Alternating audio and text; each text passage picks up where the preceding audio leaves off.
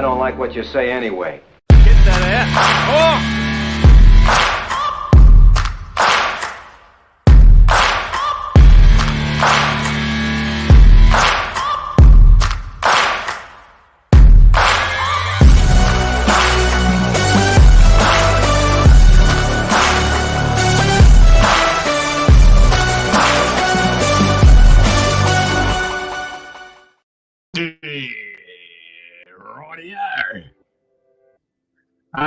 Yeah, I was just clicking on a click, and it just something went wrong, and it all shut down.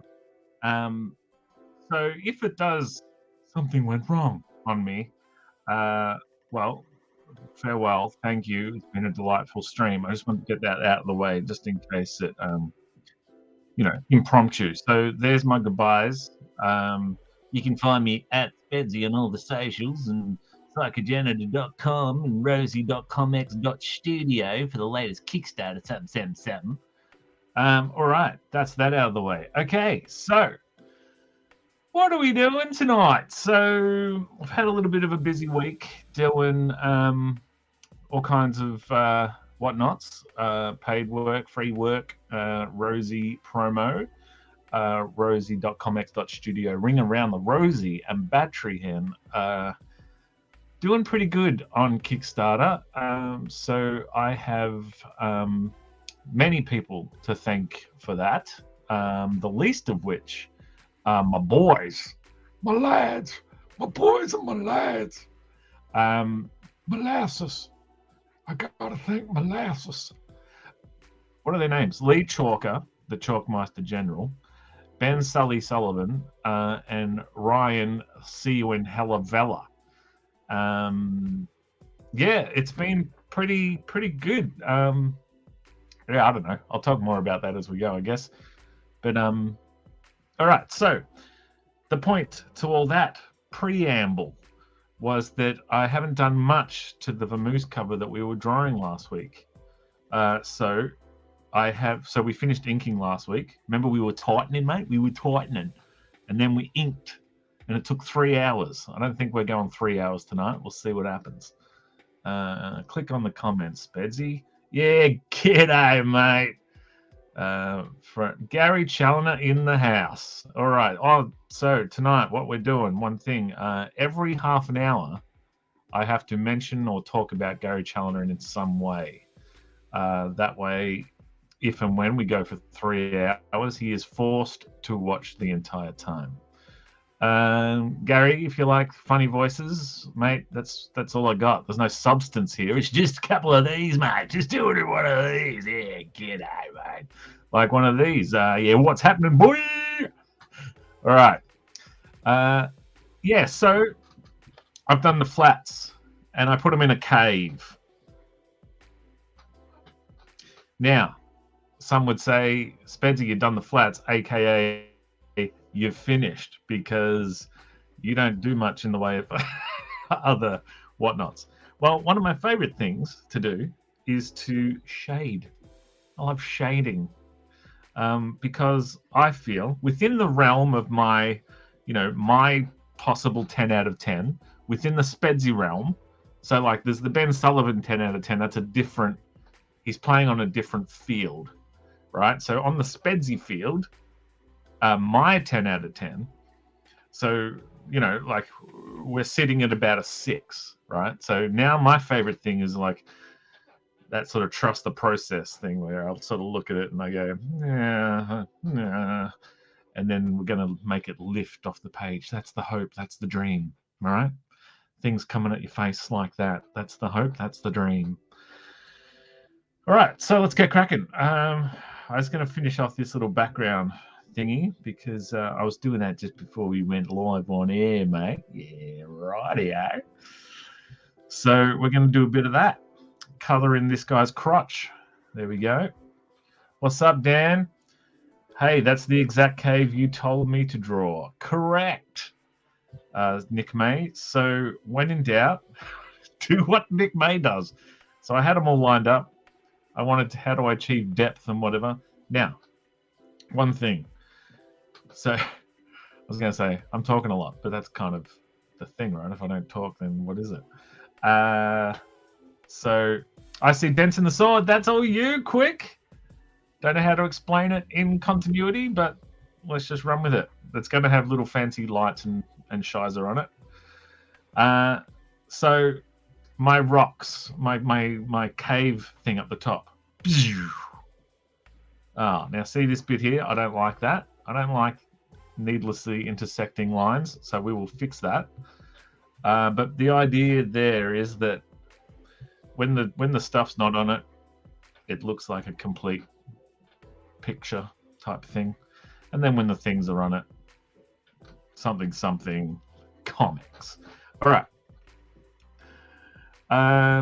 What did I say I was going to talk about? Because I got a few things I wanted to say.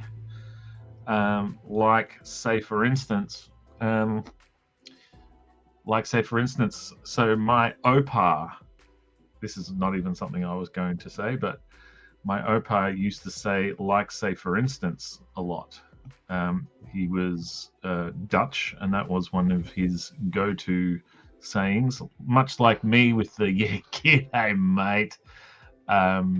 So he'd say, like say for instance, and I'd be like, yeah, g'day mate, and he'd be like, yeah, say for instance, yeah, g'day mate. Alas, he wasn't. So for the longest time, I thought he was saying like Saint Francis, because he was a very religious man. So one day I asked Mum, like, I get it. I get that he's a big churchy, but like Saint Francis all the time? What you like Saint Francis? But it was like say for instance. All right, I don't think I can keep up this pace of talking as boisterously as I am. So let's remember what we're doing here. We're just chilling, man. This is just a chill stream, all right? So calm it down. Gary Challoner got in my head. He said I have to be bloody funny tonight, and he said it over and over, to the point where, yeah, I feel a little bit intimidated. I have a weird thing about height in real life, where I don't like to be, if I'm the tallest in the room, I feel like a monstrous doink bag, and I don't like it. And yet, when I am around someone taller than me, I am intimidated. I could be intimidated by the most beautiful of people, but if they're taller than me, I'm intimidated. So I got that going for me. I'm not happy short, and I'm not happy tall. I'm just not happy, you guys. No, I'm all right. Come on, mate. It's all good, mate. Chin up, mate. Come on, mate. Yeah, I've got a thing for burnt chips. That's another thing. But this is something I like. Not burnt, like potato chips. Like all chips are made of potato. Not tambark, mate. That's a type of chip, isn't it? Not chips off the old block. They're not potato. That's a needless amount of shadow. So we're going to go for a few layers of shadow, I believe. So let's not hang our hat on this one. Let's not sort of like go, oh, I don't know. We've got to trust the process. Trust the process. Yeah. That's the quality joke we are looking at tonight. I went to a wedding on the weekend. I went to Gary Della's wedding, he of Reverie Publications. And I'll tell you what, I had a delightful time. And from a writing point of view, like, you know, as a get out there and get amongst it, experience life type thing, it was quite the experience, because it was it was like a wedding at his house. Like it was kind of like a lo-fi sort of deal where a big chunk of the guests didn't know it was a wedding. So the idea being that this family, the Della family and Jane's side of it, the Miller family, I'm just doxing them right now, giving out all their details. I went out the lines. We can fix it. There you go. Magic. Make a clipping mask. It's gone. It's fixed. What was I saying? Yeah, so we're at... So we rock... So this is the thing, right? So get a message from the Lady Della. Stop using full names so people can't get doxed in this bee sting. Saying, come along on so-and-so a date to celebrate Gary and I's marriage. Now, having known them for quite a while, and they've been together for many a year, I assumed it was a renewal of the vows or something. It also said bring the family, would love to catch up, or something to that effect. So being the socially anxious son of a bee sting that I am, I immediately texted Hayden Spurrell, he of the Chimera, Rick McClune, Imposter Publishing, Satellites, and I said, hey, are you going to Gary's wedding? And he said, Gary's what? Cut to, he got a text message not long after inviting him to said wedding. And then so he was like, what are you going to do? You're going to bring your family, blah, blah, blah. And I said, do you know if Ben's coming? Text Ben Sullivan, he of the Sullivan clan, he of the retro sci-fi Decay, Toby and the Magic Pencil, Rosie.comx.studio. Yeah, g'day, mate. What up, Pete? And I asked Ben, are you bringing your family? Because my kids would be bored shizeless. So I thought, well, if Ben's bringing his family, then maybe my kids can play with his kids, comme ci, comme ça, something, hang out. He was flying solo and was going to pick up, this is lots of unnecessary information, and he was going to drive in with Hayden. So Gary lives quite a ways away from the rest of us. So I bailed on my family and we made it somewhat of a road trip, and the three of us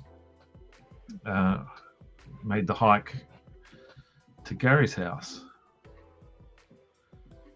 He says as he pauses to see where he's at.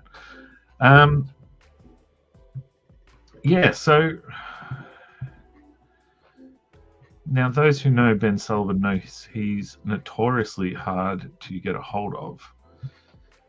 And he alluded to the fact that he was going to drive. So I text him and say, hey, should we leave at so-and-so a time? And he's like, yeah, sounds good. Like eventually, like the next day or something.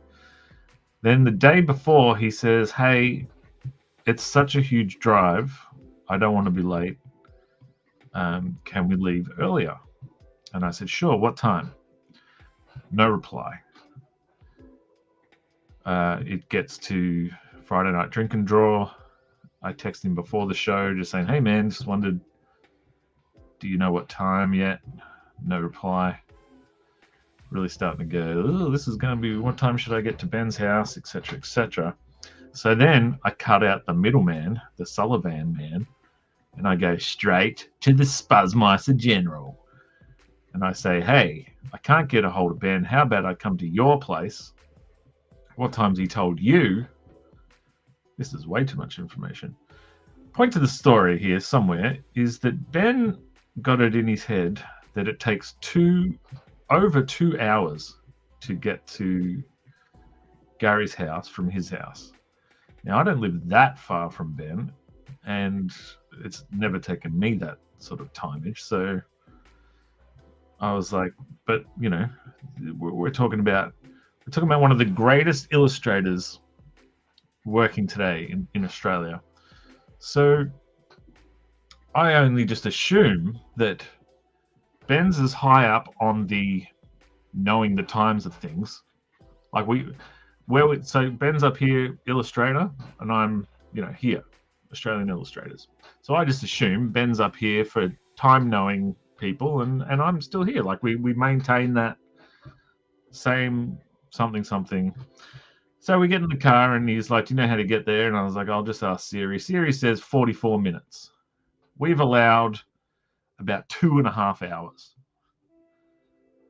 So what's the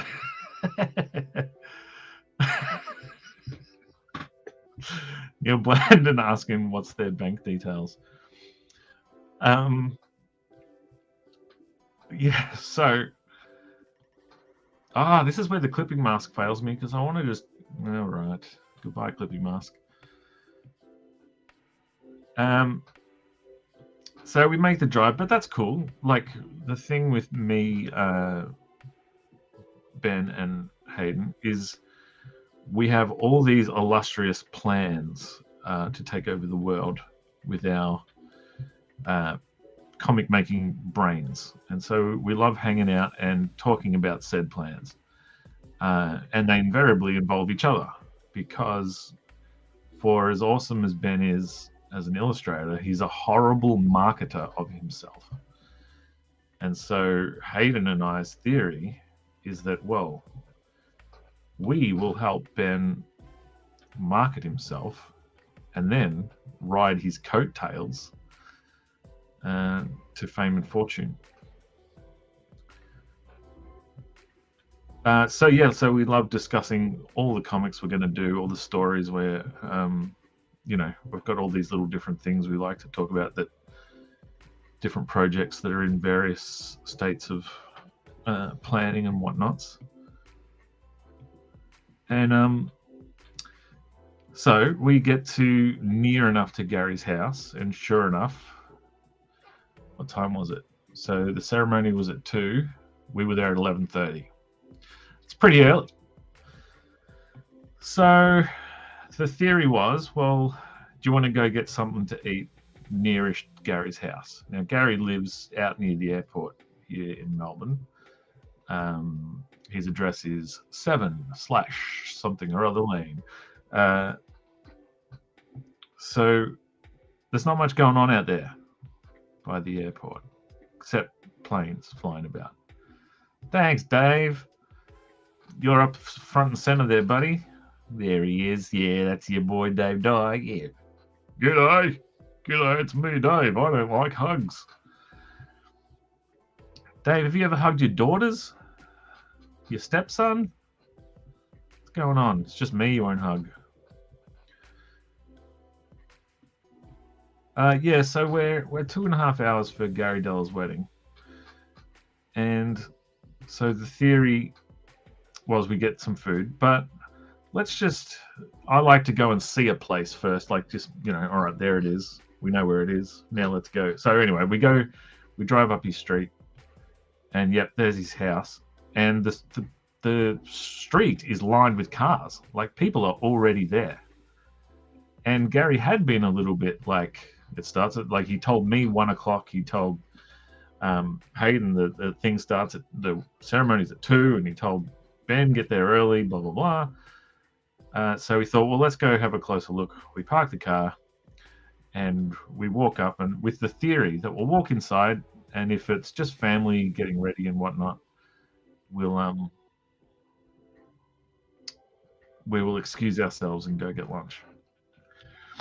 Sure enough, we walk in, it's family setting up and whatnot, but we're deep now. The thing about Gary's house is you walk past the main bedroom, walk down the hallway, and then you're in it. Then, like, to get in it, you got to go through it, and you're in it. So we get to, like, the main bit where everyone is, and we're like, oh yeah, this is definitely just family. We'll bail and we'll come back later. Then on the way out, we run into Gary, t-shirt and jeans, and He's like, "Hey, fellas." And we had Rosie in our hands, ring around the Rosie.comex.studio, because he had asked to see a copy and all that sort of stuff. So he was chuffed to see it, and he grabbed it and he was flicking through it and, throwing us compliments. It was very nice. And we sort of told him our dilemma. We said, Ben thought it would take 2 hours, and here we are, and blah, blah, blah. And he's like, got a bar out back. Let's go sit out there. And he started playing the trumpet. And so we were like, well, that's what we kind of wanted to do anyway. We were going to go sit and talk and, plot our taking over the world and whatnot. I'm going to lock that later so I don't keep doing that. Yeah, so we go around to the bar, and then I'm sort of like, I see the day out in front of me. I'm just like, all right, this is going to be cool, man. This is going to be like, last time Ben, Hayden, and myself got together and talked story and whatever, we talked for 8 hours in Ben's art studio thing.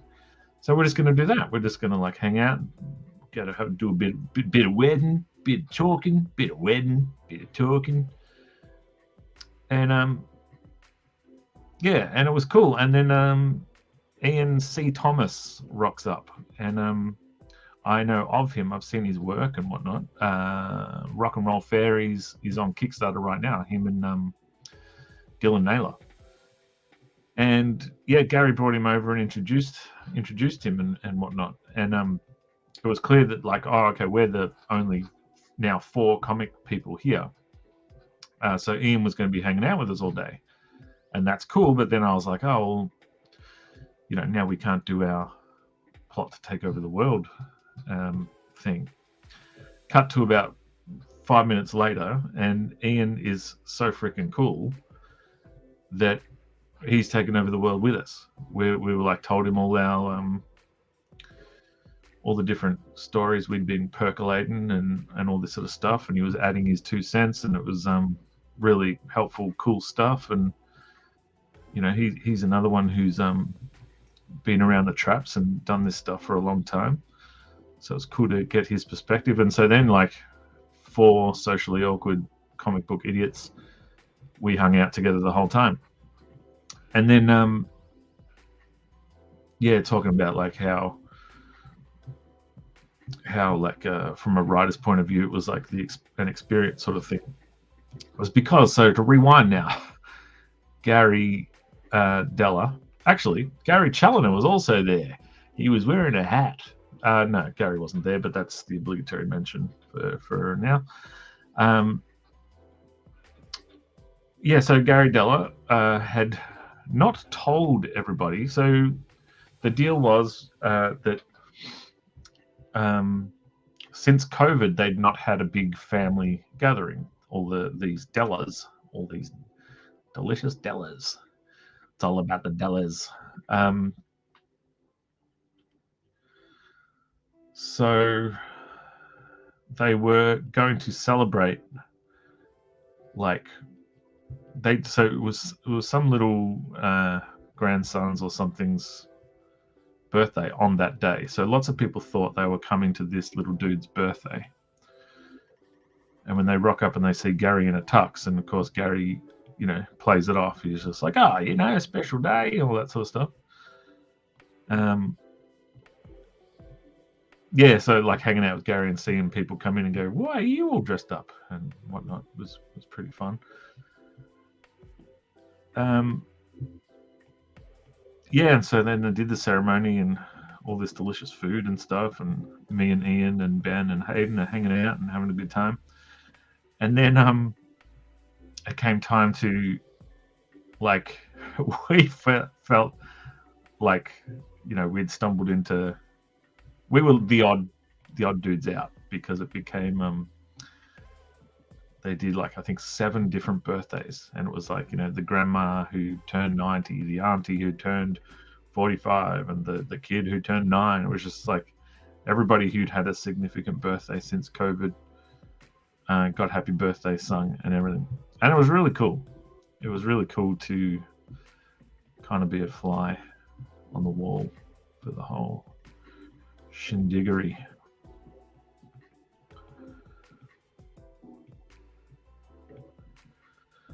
If there's something you want to talk about in the comments, bad luck, because I'm the only one who can talk.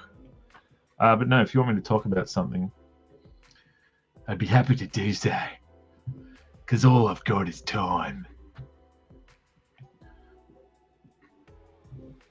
I want if someone can get me voiceover work where for like a person who can't stick to like one character voice, there's like a schizophrenic character who's just like, oh yeah, talking like this now, then I'm talking like this, and then I'm here like, yeah, right, yeah, mate, yeah, get out, mate. Don't make me come over there. Oh, says it's a kid-friendly stream, mate. What's going on? Right.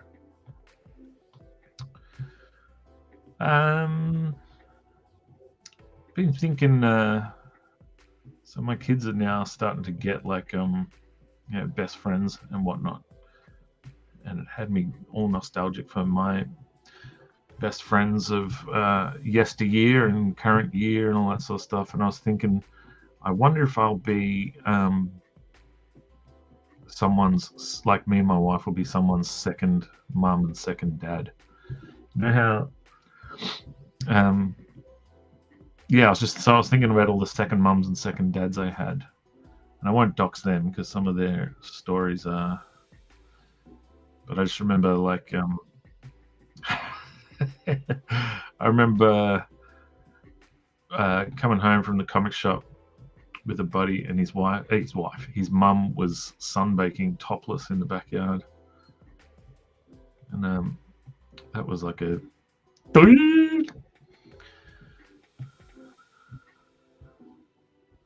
Remember a different second mum. I had lots of second mums. I mean, that's pretty fortunate. Look at that floating tail. Let's not think about it.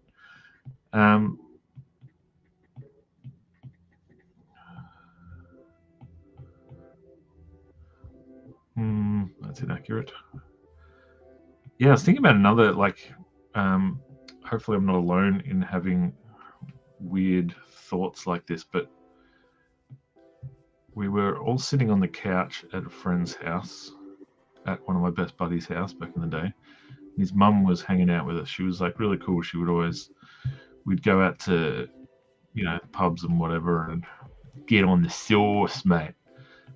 And then we would crawl back to his house, and his mum and sometimes his dad, or sometimes just his dad, they'd be drunk, having had a big night themselves on the couch, and then you're crawling home to bed and you think, oh, I can't wait to get there and go to sleep. And then 2 seconds in, you're like, oh, well, I guess we're having more drinks, mate. And she was sitting on the couch and she had her legs up on an ottoman, like a man that was like half man, half otter.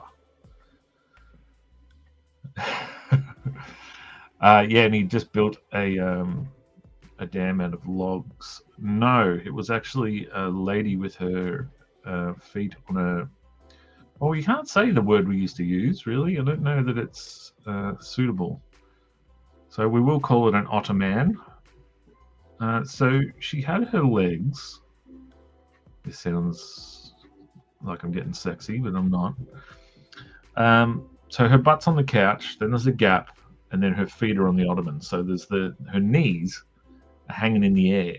Like, we're talking like this. It's like a knee bridge.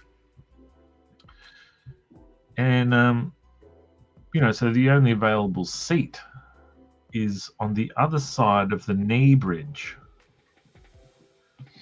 And so I pause for a second, and she's like, just step over.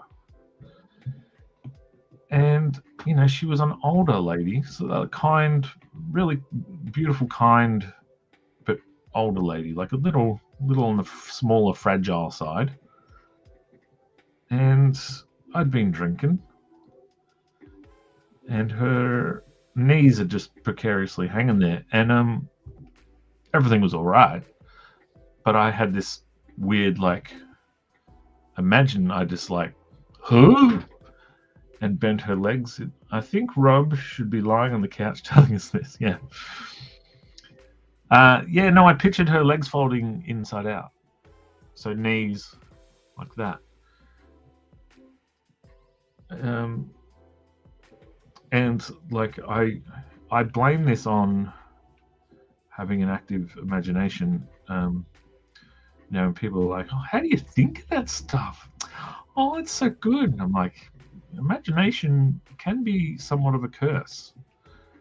My brain can be an odd place to hang out.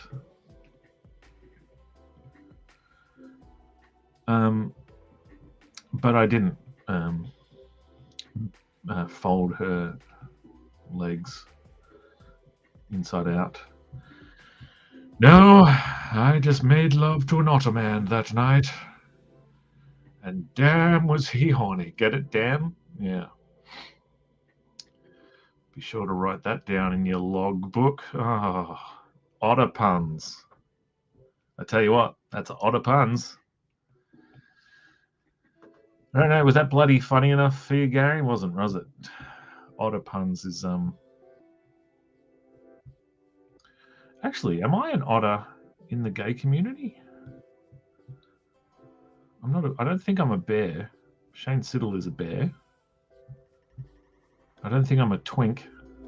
I'm not skinny enough for a twink. I don't really know what an otter is. But yeah, hit me up in the comments if you want a good time with an old otter man. Otter man, what a mighty good man. Mighty.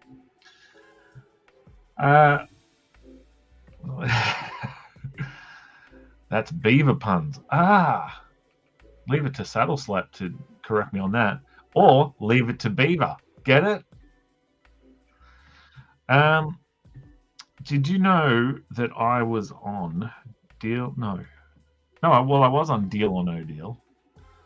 But Automatopoeia. Yeah, awesome.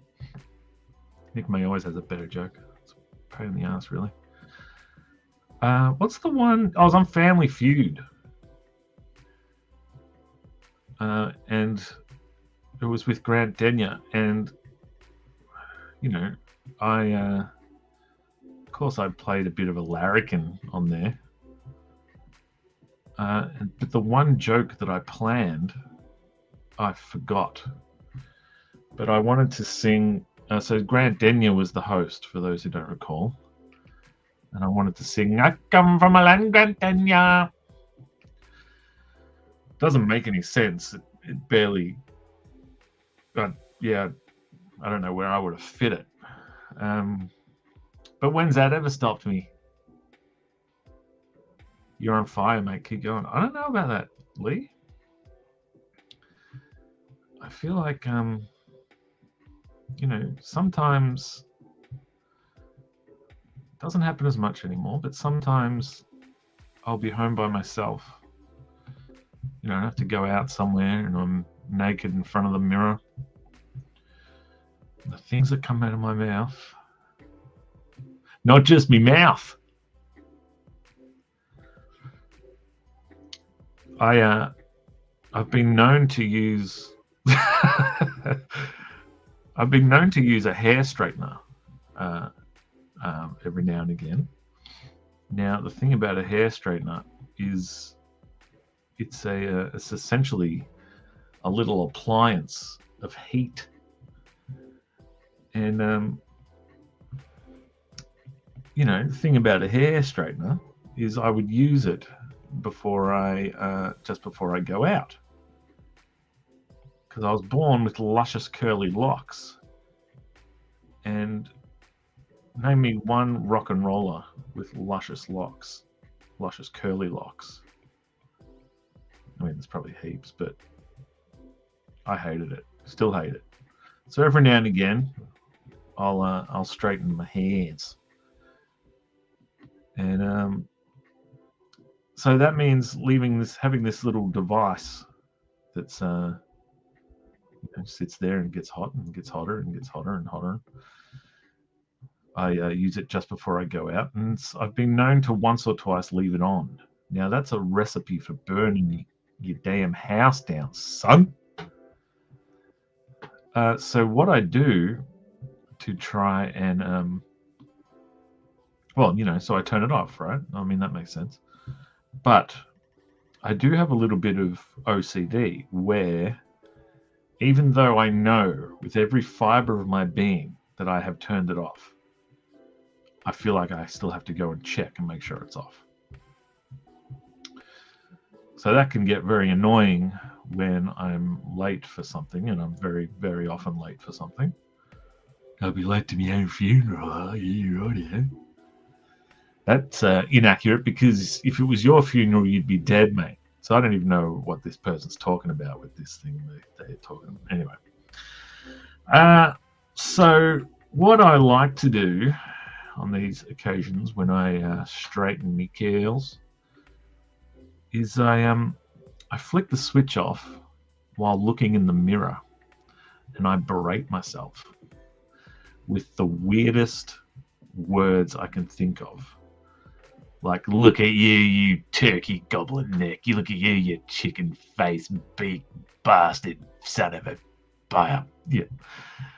I'm trying to do a PG version, but it can get nasty. But the idea is that I come up with, I just said chicken goblet or something, just turkey goblet.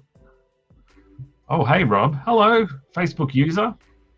Who are you, Facebook user? Click an allow thing or something so I know who you are.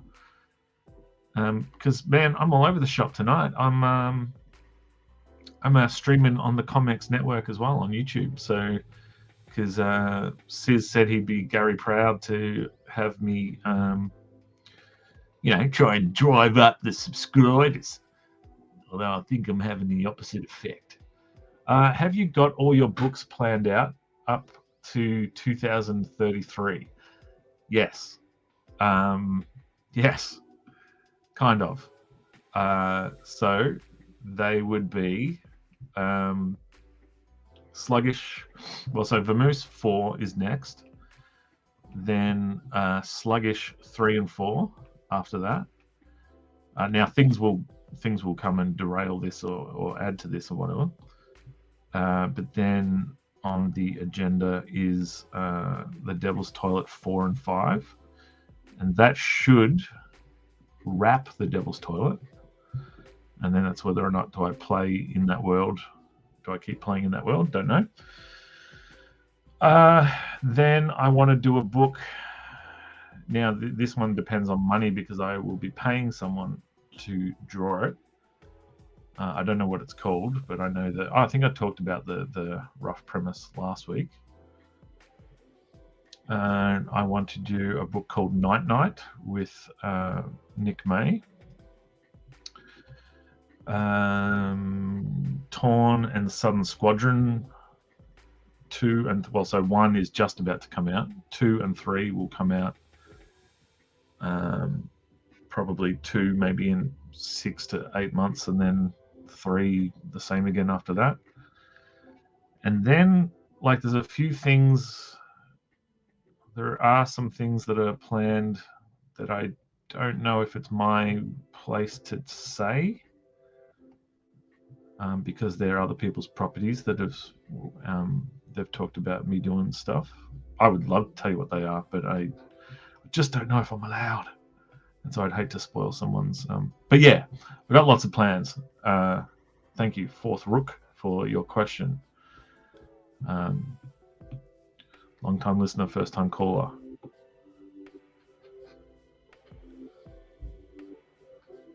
What was I talking about before that? Where's this light coming from, you guys? It was kind of coming from this direction. Let's just make sure we don't stray as we go up and around. There will be 2 light sources, is my plan. No ruddy NDAs. Yeah, definitely no. There's no NDA. There's just one thing I know that I've been asked to do that involves 2 people's properties, a crossover thing. And neither of them have said anything, and it's their place to say it. Know what I mean? I just hate to be say, guess what? Bug and Stump are getting back together and they're teaming up with Ginger Meg, and I get to write the son of a bee. We just dropped 3 subscribers. Thanks, bro.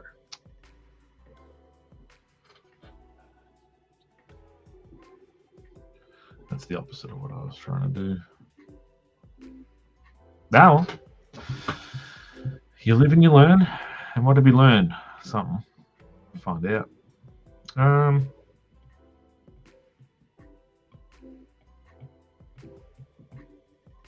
Second mums. Did we finish talking about second mums? I haven't even finished me first. Who dat? Yeah, well, who is this character, quick? What's this person called? Vivian, what are you doing there? No, I don't believe it's Vivian Jones, but there is a striking resemblance. No. Other giraffes exist, you guys. I think. I've seen at least 3 in my life. It's pretty weird, though, how unicorns is like hard to believe when a unicorn is just a horse with a horn. And like things with horns are things that exist. Horses are things that exist. Y'all can't believe that a unicorn exists. But if I told you there is a type of horse with a neck so long it can reach the tallest trees, you'll just be believing me. Stay tuned for more observational humor that goes nowhere as we rocket in through to our second hour. Brock McMule. Love it. Oh, it's a mule. Mate, I wrote the book on mules. A 4-page ashcan. But I refer to it as a book. Hang on. Yep. As we know, this is either Sputnik or Thunderguts, and no one knows which one's which. No one. Not even their mammies. How I love you. How I love you.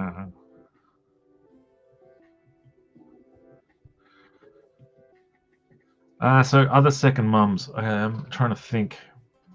There was a delightful lady whose name I will not dox that lived across the road from me growing up, and she definitely sort of filled that role. Lots of sandwiches too. She filled sandwiches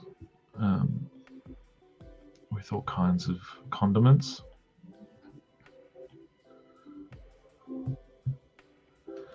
But the dude, all right, so this guy's unfortunately passed away. So I feel like I can dox him because, you know, without giving his burial plot number.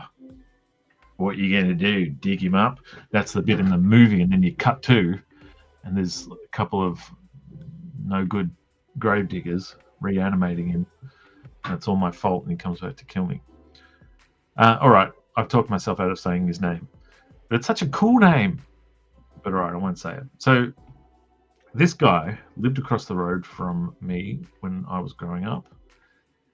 And speak about tall people who are intimidating. This guy was a monster of a man. Tall as he was wide, you guys. They used to call him the human sheet of paper. Here comes old A3, they said. No, so this guy was tall, but he was a bulky man also. Look, he was a large man. All right, stop pressuring me to get more specific than that. And he was somewhat of a legend especially for us kids in our street. I was very lucky to grow up in a street where I grew up on the streets, actually, in a house, but that house was on a street. Yeah, and so like I've got so many stories with this guy. Like one time, my mum and dad, were like getting ready to go wherever, and we kids are being annoying, and so They say, go get in the car, we'll be out soon. So me and my brother and my sister, we get in the car, and we're just sitting out there, and it's nighttime, it's dark. That's traditionally when it's nighttime is dark, etc. And so we're in the car, and there's not much to do in the car. But there's a torch in the glove box, so we bust out the old torch, mate. We're sitting in the dark, and we're just shining the torch in each other's eyes. Giving ourselves some cataracts and whatnot. Cataract sounds like a boomerang that comes back, but it's a cat. Is there a comic in that? Cataract. You throw it and he comes back. Bert Bacharach is cataract. Coming straight out of Ballarat. No, there's no comic in that. Couldn't get to... No. All right, so shining the torch in each other's eyes. And then in the distance, another torch appears. And this torch is in the hands of what looks like a Marine. Like Dwayne "The Rock" Johnson is. Neighborhood Marine. Crawling up to my front garden, my front lawn or whatever at my folks' house was a little bit of a hill. And so this torch is making its way along the ground towards us. So we panic, we turn our torch off. Now this torch also turns off. So this person who's creeping up on us now knows that we are onto it. They, them, her. So as my parents become ready, we're in the car trembling, wondering what this is. My mum and dad walk out the front door and they say, Dave? So the guy's name was Dave. Dave thought someone was stealing my mum and dad's car. And so he was doing his best Dwayne "The Rock" Johnson is. Neighborhood Marine man guy. I'll be The Rock. So mum and dad, so that's his story, and he's sticking to it. He thought the car was being burgled, so he was taking the law into his own hands, and he was going to beat down these glove box torch wielding little punks. Another time, now this one is badass. We're kicking a footy, me and my brother, out in the road. This is the one and only time I played sports. We're kicking a footy back and forth. And, as you do, particularly back in the day, car, and you get off the road. Well, we were in a somewhat peaceful street, so you could get maybe 4 or 5 kicks in before car, until like this, like full-on dude comes flying down. And so it's like, car! And we get off the road. And it's like, well, that one, that guy was going pretty fast, wasn't he? Like, that's how I talked, even like as an 8-year-old. Crikey, that guy was going pretty freaking fast. But so what the deal was? So anyway, the guy circles back around and goes for another E. Comes flying down again. Me and my brother jump off the road. And now let's call him Dave, because that was his name. So it makes sense. I mean, what do you call someone whose name is Dave? So Dave gets wind of this.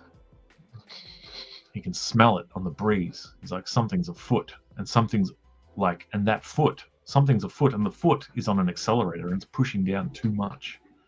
Came in this late, drawing on an iPad or a Cintiq type display. I can't afford a Cintiq type display, so it is an iPad. I am using Procreate, much like my wife and I did when we made our babies. We drew them on an iPad first, designed them, and then took that to the doctors and said, make us a couple of these. What was I talking about? So look, I'll just say his name, Pickard, Dave Pickard. Like, he's got a pretty legendary, tough name. Always interesting watching someone else's shading technique. Oh, thanks, man. Well, yeah, mine's pretty. I don't know if it's how everyone does it, but mine is just black, then opacity. But as we go later in the whatnot, we will be adding this and then playing around with another light source sort of thing. But we are trying to not get ahead of ourselves and trust the process and just hang out and have fun. Because this is my favorite part of the, as I was saying earlier, this is where, within the realm of my stuff, this is where my stuff, it jumps up a few levels in terms of prettiness when it starts coming off the page a little bit. Yeah, so something's on the wind. Dave Pickard smelt it. He didn't delt it. He only smelt it. So he hears the roar of the engine as the guy goes for a third pass. Me and my brother yell, "Car!" And the car this time does not roar past, for it is beckoned to a stop, much like Gandalf did. "You shall not pass wind in my house." So Dave Pickard storms out into the middle of the road, metal pipe in his hand, I think in his left hand from memory, and so the car screeches to a halt, and he does not budge, Dave Pickard. And he slams his right hand, so the pipe's in his left, he slams his hand on the bonnet of the car. Now, I can't remember what he said. I think, again, like Lord of the Rings, which we will be drawing this week on Drink and Draw, he was like an orc with a battle cry that I didn't understand. Like, rah, rah, rah, rah. And then all these other orcs over the horizon, just like stampeded in. Most of them were CGI, but and then fiery arrows. No, that last bit I made up, but the bit about the hand on the bonnet, true story. And that's, yeah, like there's nothing like seeing the, guys that think they're top shit realizing they are bottom shit, which is where most shit comes from. I would have to just check Wikipedia on that, but most shit is known to be I can't think of the word for I can think of a horrible word for it, but I can't think of the word for pooped out. Anyway, so that's another Dave Pickard story. I've got a few more. I don't know if you've got time. Settle in. Grab a cuppa. I don't drink hot liquids. Had a soup yesterday. Didn't know whether to drink it or chew it. Leighton Hewitt knew how to do it when it came to chewing it. Not really sure who Leighton Hewitt is. I hope I didn't just mention someone that I shouldn't be mentioning. I feel like he was a skater, an ice skater, the one where everyone fell over and he won. Was that Leighton Hewitt? Yeah, knew it. I can't even remember what I was talking about. Oh, yeah, so Dave Pickard. So, another Pickard story. He, my mum was driving in her car, which, most times she was in the car, that's what she was doing with it. She was using it as a form of transport. She was an odd one, my mum. Tennis player, Leighton Hewitt. Wow. Turns out I didn't knew it. So who was that guy with the bleached hair that ice skating or whatever, and everybody else fell over and he won? I feel like that's how I'll win the Ledgers this year. Everyone else is going to fall over. Like, someone sets fire to them all or something. And mine's the only one that was printed on flame retardant paper. I don't even know if you're allowed to say retardant anymore. It's 2023, mate. Bradbury. Hey, Rob, you honking set of big swinging chestnuts. How you going, M8? Going pretty good, mates. Can't complain, but I'll give it a fair go. Huh? Little side story. I'll write down Dave Pickard so I don't forget, because there's nothing worse than leaving stories unfinished.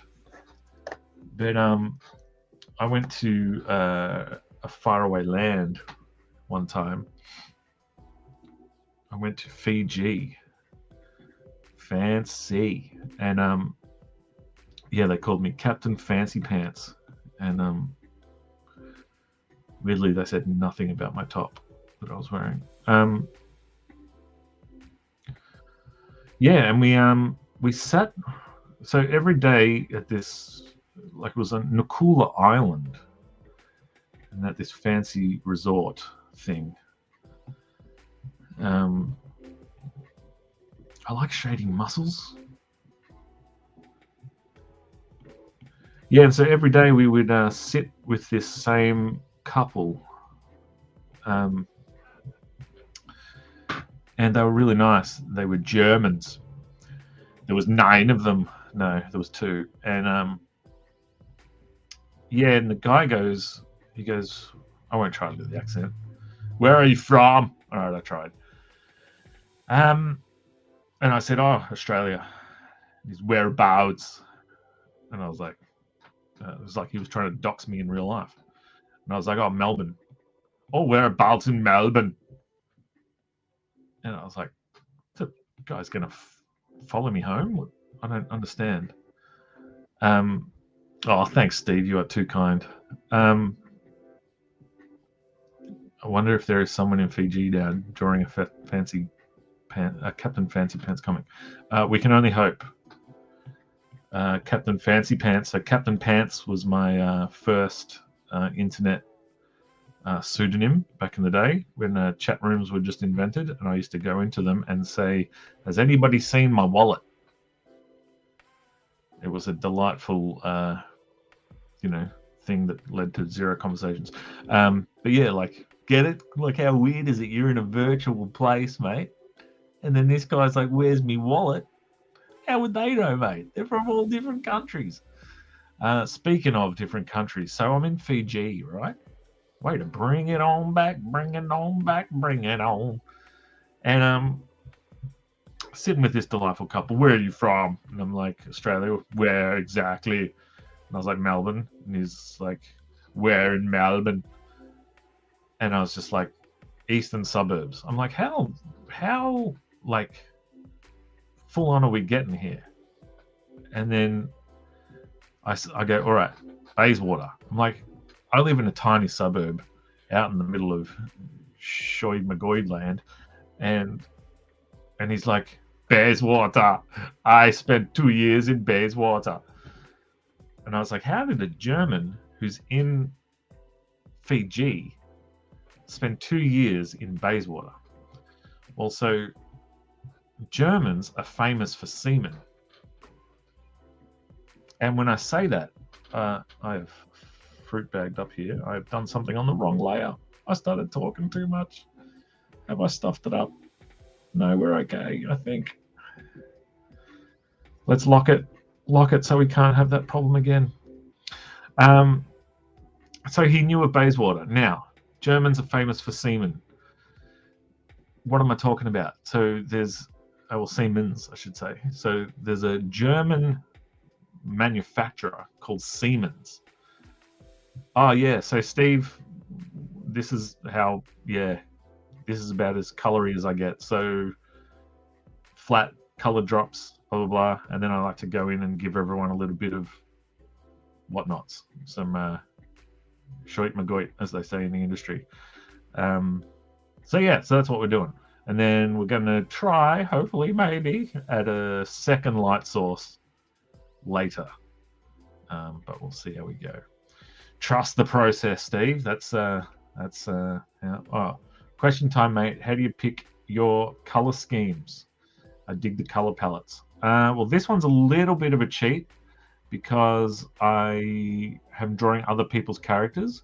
So I basically tried to use their colors, but also not have them clash with the other colors. So, you know, say someone's like this dinosaur, for instance, was a much brighter purple, but it would have stuck out like dog's ears. So, and I wanted him to stick out like dog's balls, which, you know, they're hard to see for the most part. They're at the back behind two legs. So, you know, so I muted it a little bit. I muted it. Yeah, so I'm in Fiji. This guy's asking, he's like, we're famous for Siemens. So there's a manufacturer in Germany called Siemens. They have one of their offices in Bayswater, Australia. Okay, cool. Now, how do you connect these dots? So this gentleman is offered a new role, and he can take it either in the office in Germany, and another one where somewhere else, I don't know where the other one was, or in Bayswater, Australia. Now, this man is an avid snorkeler. Now, what are some of the things you may require with snorkeling? Well, one is potentially a bay that has water in it. So with zero research, this avid snorkeler comes out to Bayswater, Australia, snorkel in hand, and finds out, well, we have neither of those things. Nay bay, nay water. Bay is water. So that was a delightful little story from this gentleman. And, you know, and each day we're talking more and more. And his wife at some point asks later, are you two originally from England? And my wife says, no. And she goes, you've got English accents. And the husband nearly spits out his soup because he didn't know whether to drink it or chew it like Leighton freaking Hewitt. No, he spat it out because he goes, that guy doesn't. That guy's the most Aussie sounding guy I've ever heard. Well, he didn't say it like that. That's how I sounded. He's like, that guy doesn't. He's the most Aussie guy I've ever heard. And I didn't know how to feel about that. I like to think that I'm a man of many cultures. I didn't think I was like a, you know, bogany sounding sort of a dude, but apparently, I mean, it probably didn't help that every 2 seconds I'm like, yeah, g'day, mate. Where we going today? Bit of really made myself puke. Bit of snorkeling. Anyway. Yeah, so to tie this story off, we had a delightful time, right, with these guys. And it was one of those like friendships where it's like, you know, we've gone from not knowing the peeps to we're deep in each other's lives for 2 weeks or something. So, you know, these people made a lasting impression on me. But alas, I did not make a lasting impression on them. Now, how do I know that? Because 5 years later, I am going up an escalator. Love on an escalator. Loving it up where everybody can see you because it's out in the open because it's an escalator. I'm going up in the escalator with my lady friend. And this delightful couple is going down the escalator the opposite way. I see them and go, holy shit.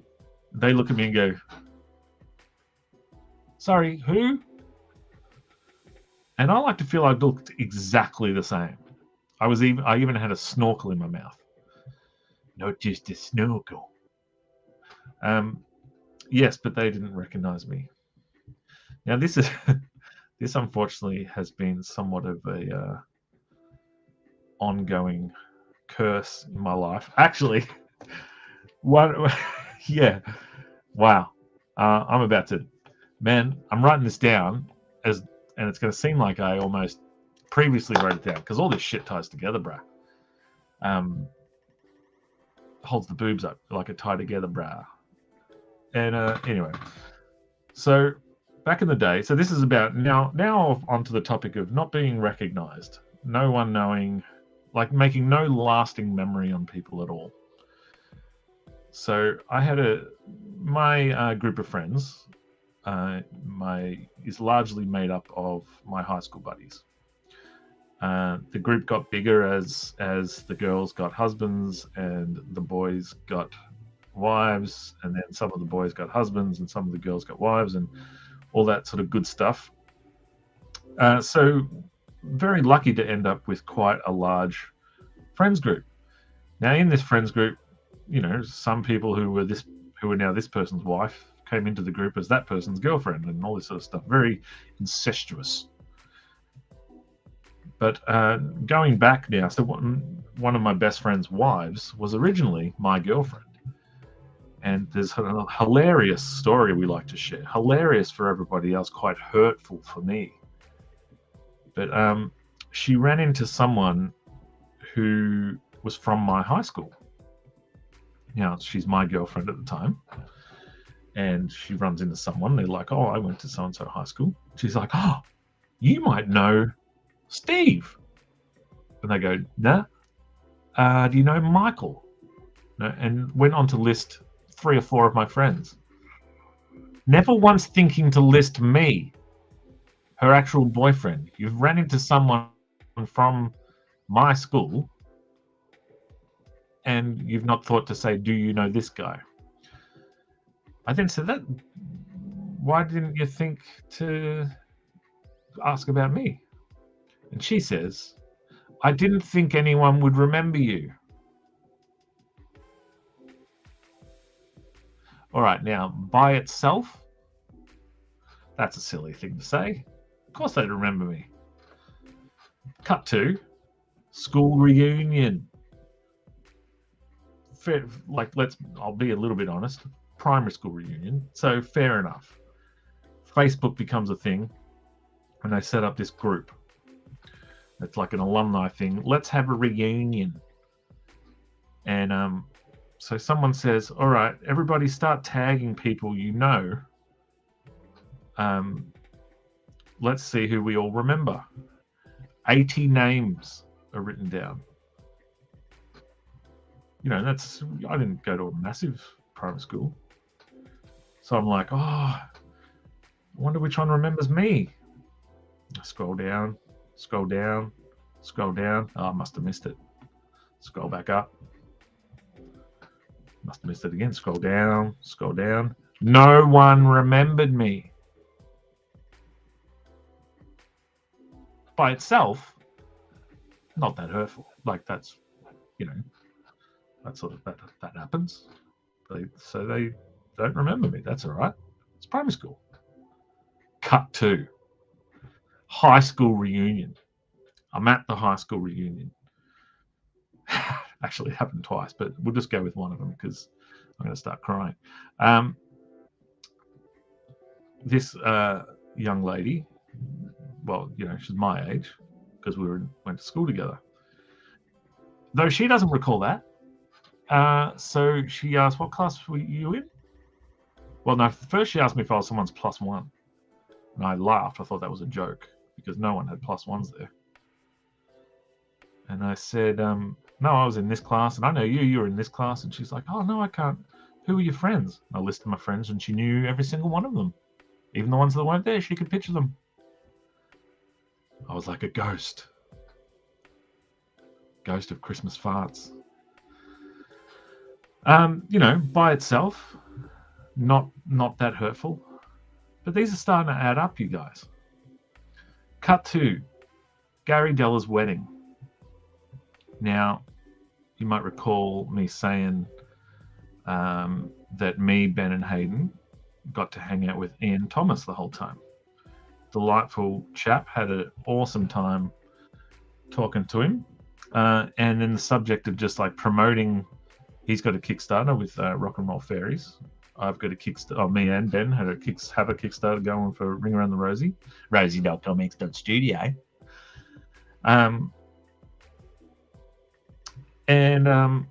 Yeah, so the subject comes up, and I can't remember which one of us said about going on live streams and whatever and promoting your stuff that way. And he goes, "Oh, I've watched that comics Drink and Draw a couple of times." And I said, "Oh, have you? Gee, the host of that though, he's a bit much, isn't he?"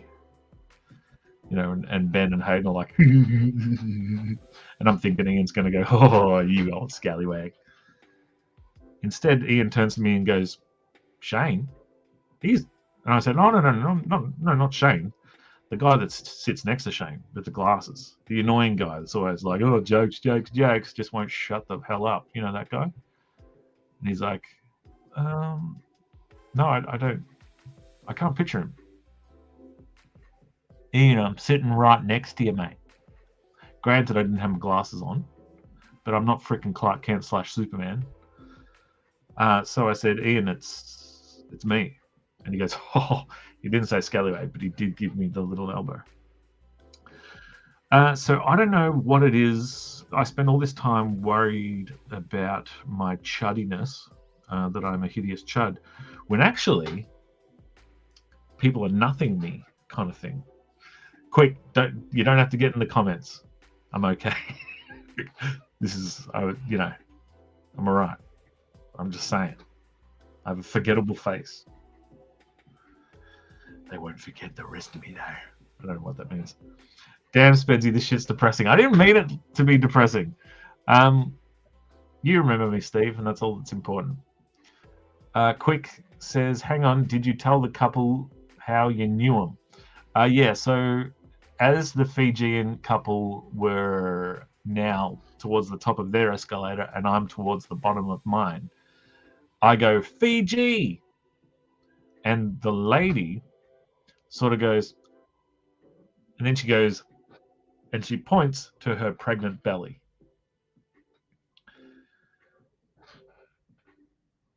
And I said, I don't recall that baby at all. Because I just felt like I had to, people don't remember me. I don't remember that baby. When I saw her, there was no baby, so I don't recall it at all. My brother went to school with a guy like you. He sounds like a prick.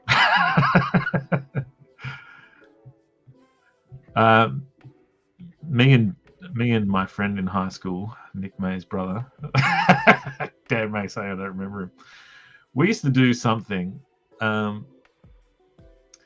So now I keep doing this. I don't mean to be the depressing about it, but me and Dan May, look, I'll speak for myself. I was a nerd, right? Less of a nerd, more of a dork. Now Dan hung out with me, so you do the math. Dan was a dork too. We were both dorks. But every now and again, we would win over the cool kids. But in this particular instance, we had to do a book report on my left foot. I had asked, could I do it on my right foot? But apparently no, that was looked down upon. And I said, all feet are looked down upon, unless you're standing on your head. No, none of that's accurate. So we had to do a book report on my left foot. And I was like, why just my foot? How many goes at this joke can I have? So we had to do a book report on my left foot. I'm not going again. What up to Gary Challoner? And so, had Dan and I read the books? Unlikely. Had Dan and I even hired the movie and watched that? Unlikely. What did Dan and I possess that could maybe get us through this book report? active imaginations. So what did we know? We knew the character, the lead male character, was called Danny. We knew the lead female character was called Freya. We knew that it had something to do with Danny's left foot. So Dan and I, as budding creators, we got to work on our book report. And what we would do is, I had this genius plan. So I said to Dan, well, look, I'll write 2 lines. You write 2 lines. We'll bounce back and forth. And between us, we'll put together some semblance of a book report, and we'll ace this thing. So I write, something very, very normal, like Freya goes over to Danny's house and asks to see his left foot. Dan then writes his part, and it's something like to the effect of, Danny doesn't let Freya look at his foot, so she kicks him in the nuts, and his testicles go up his throat and out his mouth. Blood's all over the carpet, and just some of the grossest, weirdest stuff ever. All in a couple of lines. Now I know what the game is. Now the game is to write the most hideous stuff we can think of to make the other person half laugh, half like, oh no, what? So maybe 5 or 6 foolscap pages later, we have one of the most horrid book reports you could imagine, with stuff that you couldn't even get away with then, let alone now. Now, how does this tie into the cool kids? Well, somewhere along the line, a cool kid gets whiff of our laughing and our grossness and asks to see what we are laughing about. And so Dan and I hand over the pages of this most horrid book. And these cool kids, these jock dudes, have never read anything like this in their life. This is the most disgusting fan fiction before fan fiction was a thing. And for a brief moment in time, Dan and I were geniuses and, dare I say it, cool kids in our own right. Those pages became the thing of myth. They went out into the wild and we lost track of them at some point, which is a dangerous, if I ever do achieve my dream, I'm going to be cancelled in a heartbeat because someone's going to dig up one of these pages. One time, I don't even know how, but I was loading, me and Dan played in a band together for a long time, and I was loading a guitar amp into my car, and one of the pages of story was in my boot. Now, I don't know if you know much about school kids, but for the most part, they don't have licenses and or cars. So I don't know how this page, this thing of myth, made it from our year 10 desks through to my now 19-year-old TAFE-going, beer-drinking VH Commodore's boot.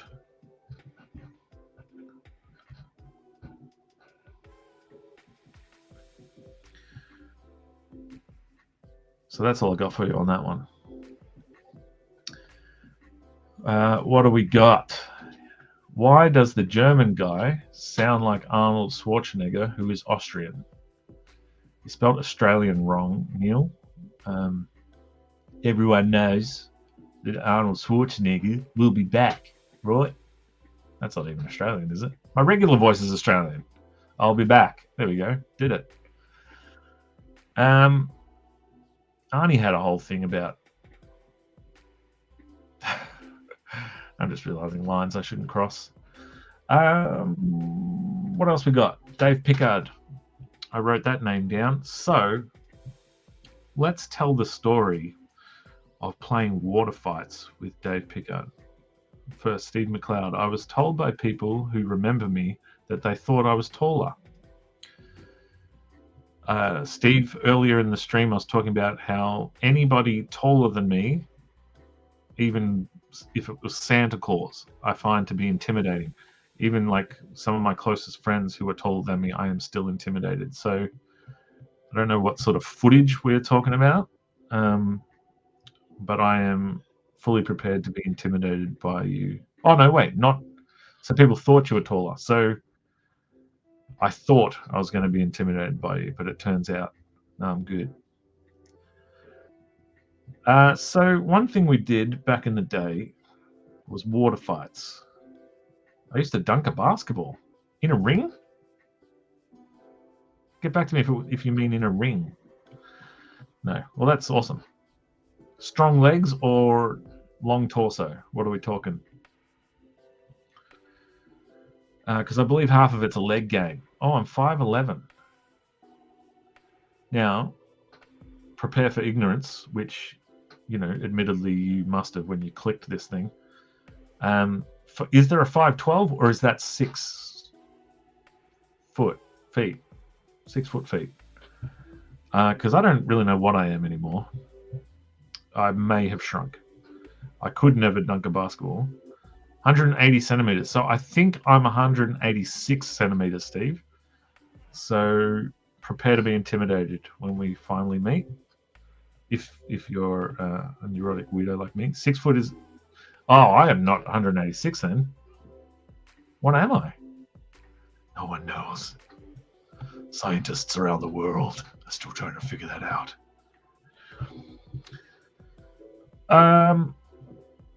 The distance of this shadow, this dude is like pressed right up against this lady. That is not enough shadow, but let's pretend they're all close friends.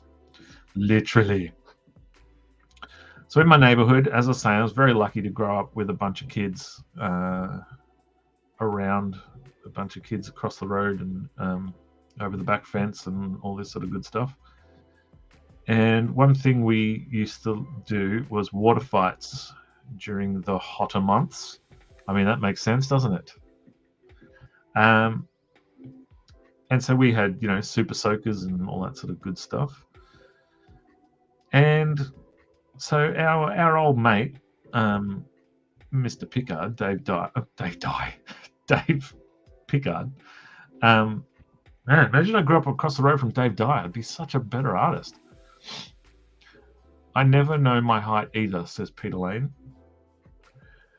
Pete, we should go back to back, find who's taller, and that won't solve either of our problems, actually, so forget it. Now, then we'll just know, we both won't know what, something. So, water fight, super soakers. Now, Dave Pickard liked to assert his dominance by, you know, one-upping us all. You are 6 foot or 6'1". Mumsy in the chat. No, it's not Mumsy, it's Maisie. Dan May knows my height. All right, so Danny, you're taller than me, right?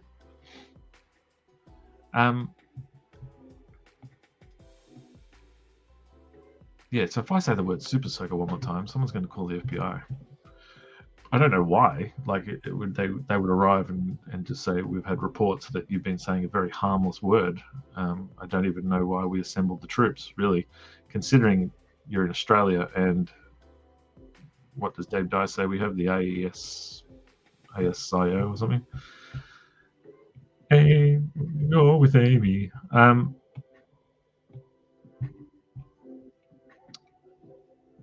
What the hell? Yeah, so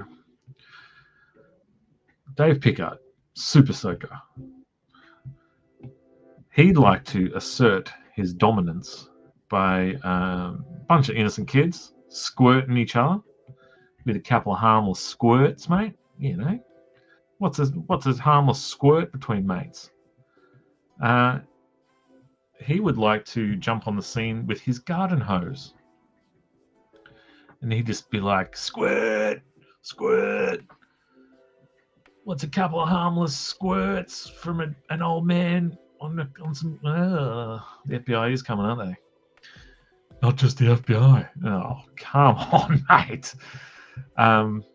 Sometimes I need Nick May there to just say, Robert, and then I know I'm going too far. So he would pull out the hose and would squirt.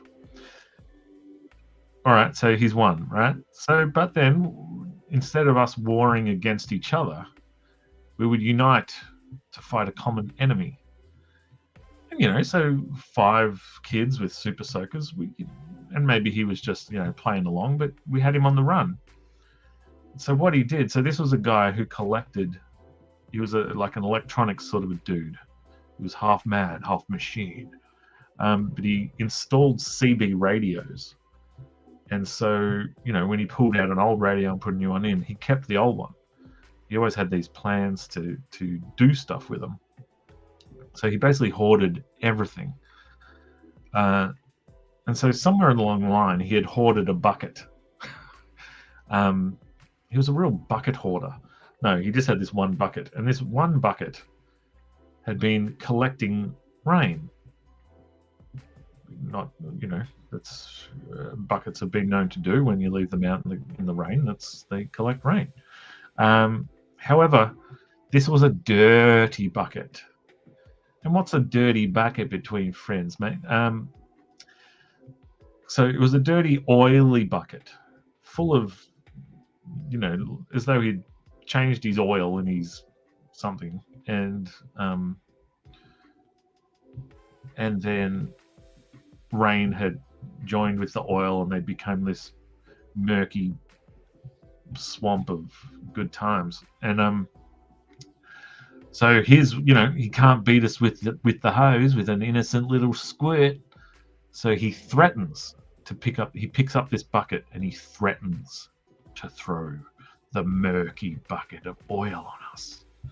And of course, we're young kids, so we squeal. We don't want that dirty swamp water on us. What's a bit of dirty swamp water between? Anyway, so in my mind, then, all right, the game is who can get that dirty swamp bucket on the enemy, on the other person. Alas, now as an adult, or actually 5 minutes after it happened, I realized he was never going to actually throw this murky bucket of death upon us. It was just to scare us off, which he'd been known to do. He delighted in the screams of children.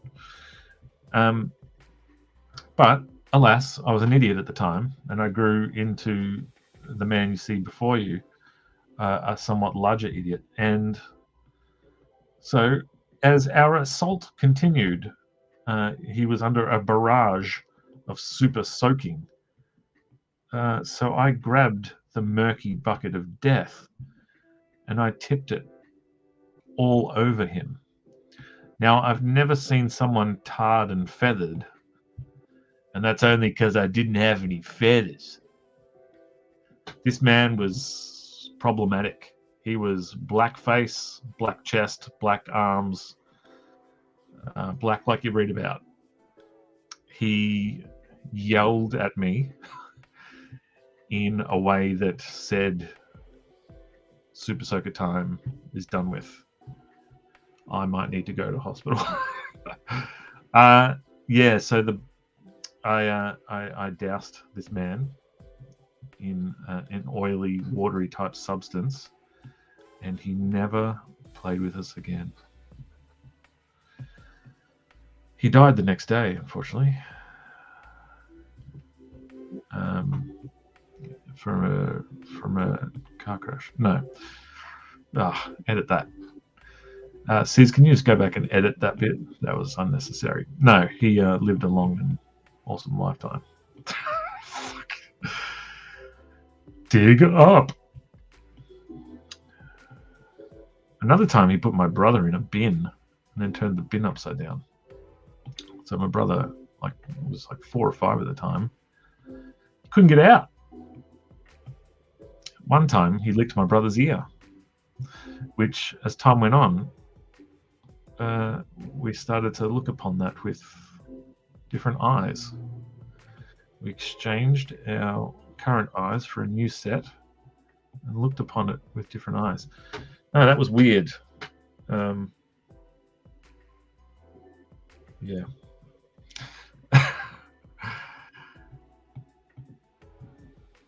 Never licked an ear.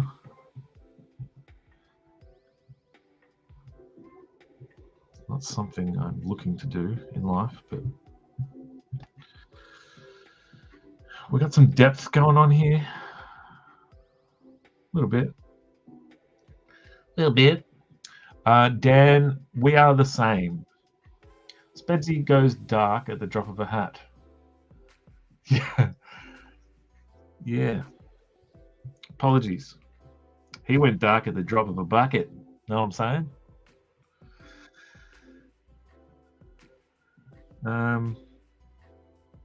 Another time, he had a bus that he had planned to convert into a motorhome, and I think, like most of his plans, it was ambitious and fruitless. It spawned no fruit. So this, why is that just dark black like that? I don't like it. I'm going to lighten the load.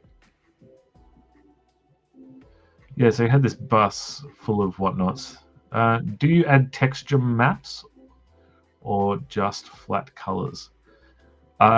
Sometimes with a cover, I will be adding texture to these 3 backgroundy bits and maybe the ground. But traditionally, people and whatnot don't really get textures on them, if that's what you mean by texture maps. There was a brief period where I tried to be a halftone man. Do I still have it? The cover of Devil's Toilet 1. And I wouldn't mind going back to this because it was a different way of using halftone. It doesn't really make much sense what I did with these bits, but I liked that it was my own thing. I would put a little bit of halftone down and then cut it weird and jagged lines. It looks weird to zoom in on, but like as a piece, I think it adds something. I don't know what. But yeah, like, you know, some people are amazing at halftone. Quick Nick is one. Lauren Marshall is another. But I don't know. I think that if I was to do that more, that's kind of my own version of it. And then I guess I do lots of halftone backgrounds as a bit of a cheat. If I can give you an example. Yeah, like halftone in the background there. It's like a grungy halftone thing. And that's just my way of like, yeah, just look, it's a flat background. But I spent another couple of minutes on it, like maybe 35 seconds with a quick whoosh.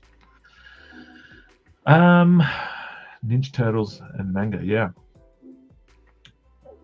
So he had a bus that he wanted to turn into a motorhome.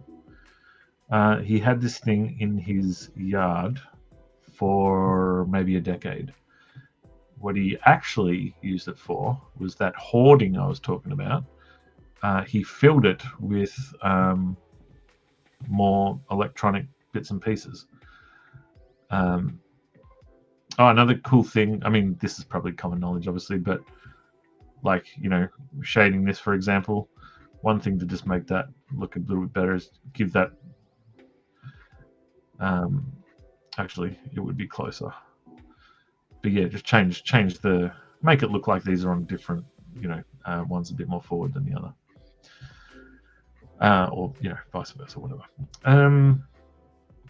So full of electronics, blah, blah, blah. So someone, now we believe it was Mr. and Mrs. Gregory, dobbed him in and said, this monstrous bus has been parked here for years.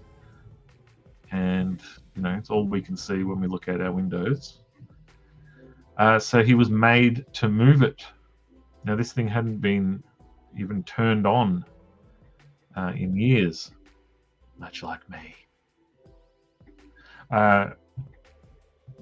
So he worked on it and eventually got it running. Now, I don't know how this came about.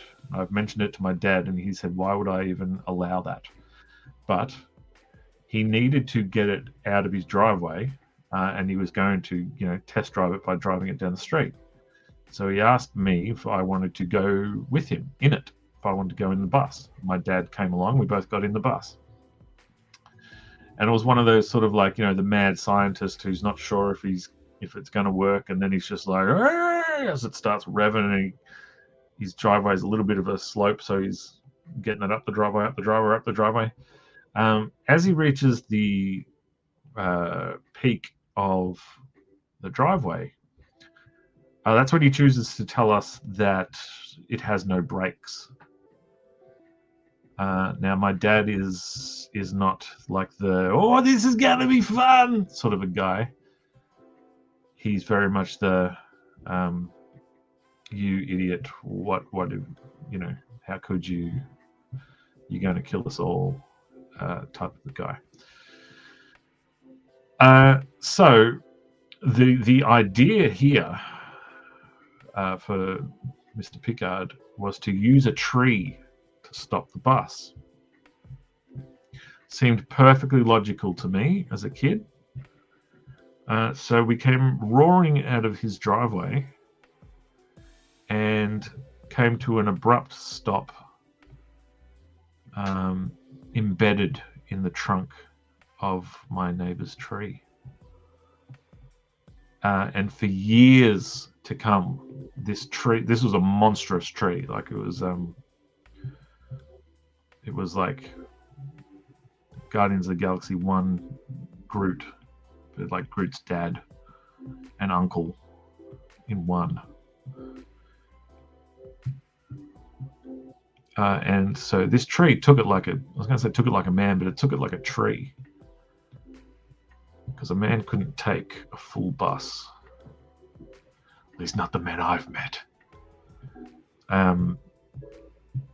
So this tree took it like a tree. Its bark was worse than its bite.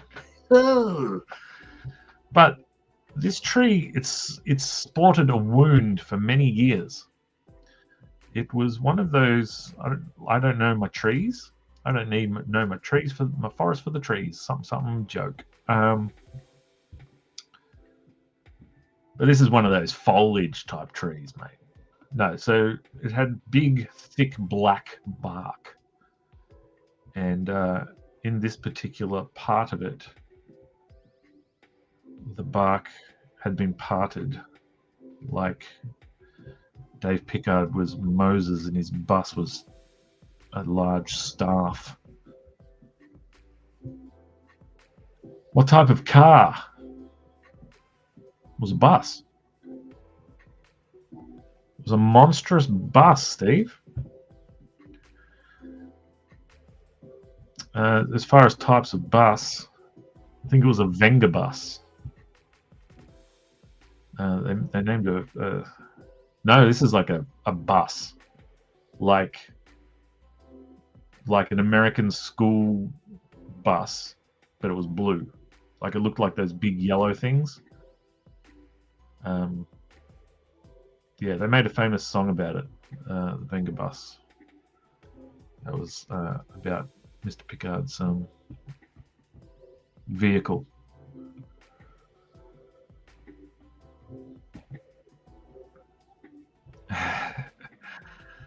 I'm running out of Dave Pickard stories, but I do remember one time when he was away and he asked my dad to look after his property. Now, this is kind of like Goliath coming and asking David to, play security guard. Now, my dad, I often say my dad is my dad, in some ways, is the manliest man you'll ever meet. But people's definition of what a man is differs greatly. Now, Dave Pickard was a man's man, like you read about, like big tank of a dude who, never met a tree he couldn't run a bus into. Whereas my dad was the kind of, and that's not to say that the other guys aren't this, but like my dad is the sort of like, you know, never stepped out on my mum, and you know, worked from 7 a.m. till 7 p.m. to support his family, and you know, sort of like never cried in front of me until I was an adult, sort of a thing. And then he was just like, "Let those tears flow, boy. Let's go." We had a good remember that time on the bus. What was my point of this? Dad. Oh yeah, so David. Oddly enough, in this story, David was Goliath, and my dad was David. But yeah, so I asked my dad to keep an eye on his house while he was gone.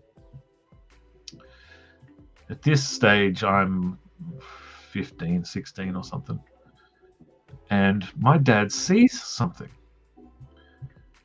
Now, as I say, manliest man ever, but still, the manliest man could use some backup. Dad's a little bit, well, what was that? And he's sort of like, "Rob, come with me, we're going to go." Now, that's like Goliath asking David to look after his house, and then if you get into any trouble, bring the even smaller David with you. So David and Mini David go to look after Goliath's house. So I do what Goliath would do. If you remember earlier, we talked about the car and the metal bar. So I go and get what I think is our metal bar. We've got a metal bar. It's in the linen closet. It was the tube to the vacuum cleaner. Now this thing is light as can be, so I can whip it so fast. And my dad's like, "What's with the vacuum cleaner tube? You're not doing any damage with the vacuum cleaner tube." And then I showed him how quick I could swing it. And it made the ninja moves because it's a ninja sounds because it's a hollow pipe. So it's going.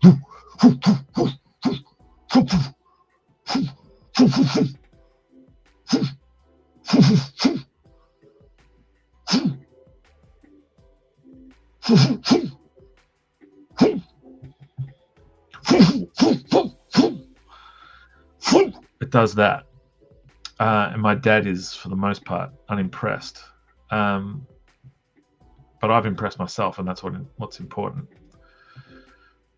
So we venture into Dave Pickard's backyards to find this intruder or whatever it is my dad is worried about. And what we found, you will never guess. Because what we found is the worst ending to a story. We found nothing. There was nothing there. So I didn't get to hit anybody with my tube. I've spat all over my iPad.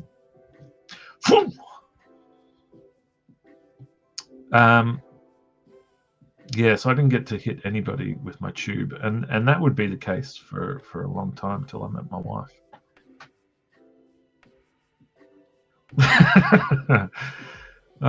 Made myself laugh, and that's what's important. I didn't come here for the bloody hors d'oeuvres, did I? Bet your adrenaline was running high, Spedsy. Yes, thank you, Steve. It was. Now, as I think back, that's not the first time I made with the. So I may have been telling a little fib there when I said that I was inspired by the steel pipe wielding of Dave Pickard, because I do recall I was watching Come Fly With Me. Come fly, let's fly away. No, this was Come Fly With Me by Michael Jordan. Come fly with me, dunk, dunk. It wasn't by him, it was about him. So I was watching that. I would have been 11 or 12 or something. I was a big Jordan fan back in the day. And my mum wanted to go somewhere. And I said to her, nay, I will not leave this couch. For me and Signor Jordan are in the middle of something. So, my mum, for the first time ever, let me stay home by myself. So, we had a chance to tell that something's over. No, we had a friend who lived around the corner who was my auntie. She was, you know, the friends that are family that they're not really family. You know, like the weird uncle that licks your brother's ear, sort of thing. Yeah, well, this was a regular auntie friend who hadn't, as far as I know, licked any ears. So, you know, she had that going for it. But yeah, so Mum, this was in a day before cell phones, obviously. We did our text messages via hammer and chisel on a slab of concrete, and then we would attach that to the back of a goat and send that to the town crier, who, oddly enough, was always sad. It was probably from all the crying. No, so my auntie lived around the corner, and Mum's thing was, you know, if you get scared, if you're worried, call Auntie Louise and she can come and get you and everything will be okay. I'm like, Mum, I'm a big boy. I'm watching Michael Jordan. I don't give a shit. I'm tough. I can dunk. I could dunk like Steve McLeod. I couldn't dunk. I don't know, I was not a big boy. I was a small boy. I was the Ryan Vella of boys. So Mum heads off, and the Michael Jordan documentary finishes far sooner than I had thought. Well, it finished, and Mum still wasn't home. Now, this could have been, Mum could have been gone for 6 minutes. I don't really know. But, so my mum has gone. Michael Jordan has also left me. So what does one do in a situation like that? They go and get the vacuum cleaner tube.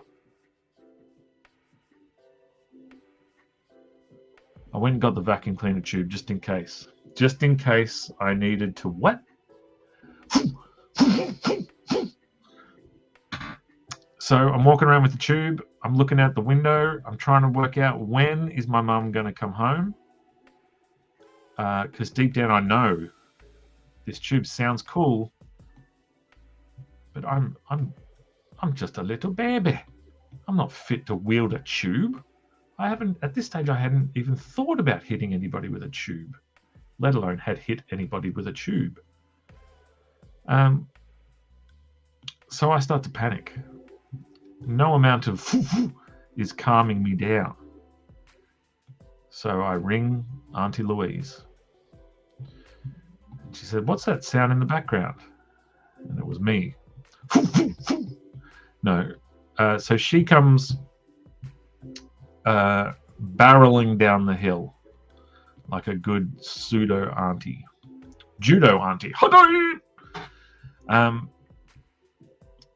And of course, this was back in the day when you had locks on doors. You still do, but this was the days.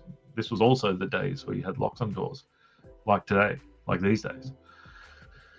And so it's not like she had keys. I mean, she had keys, but not to my house. Gary Challen, are you still with me, buddy? These jokes, mate, they don't write themselves. So she couldn't get in the house.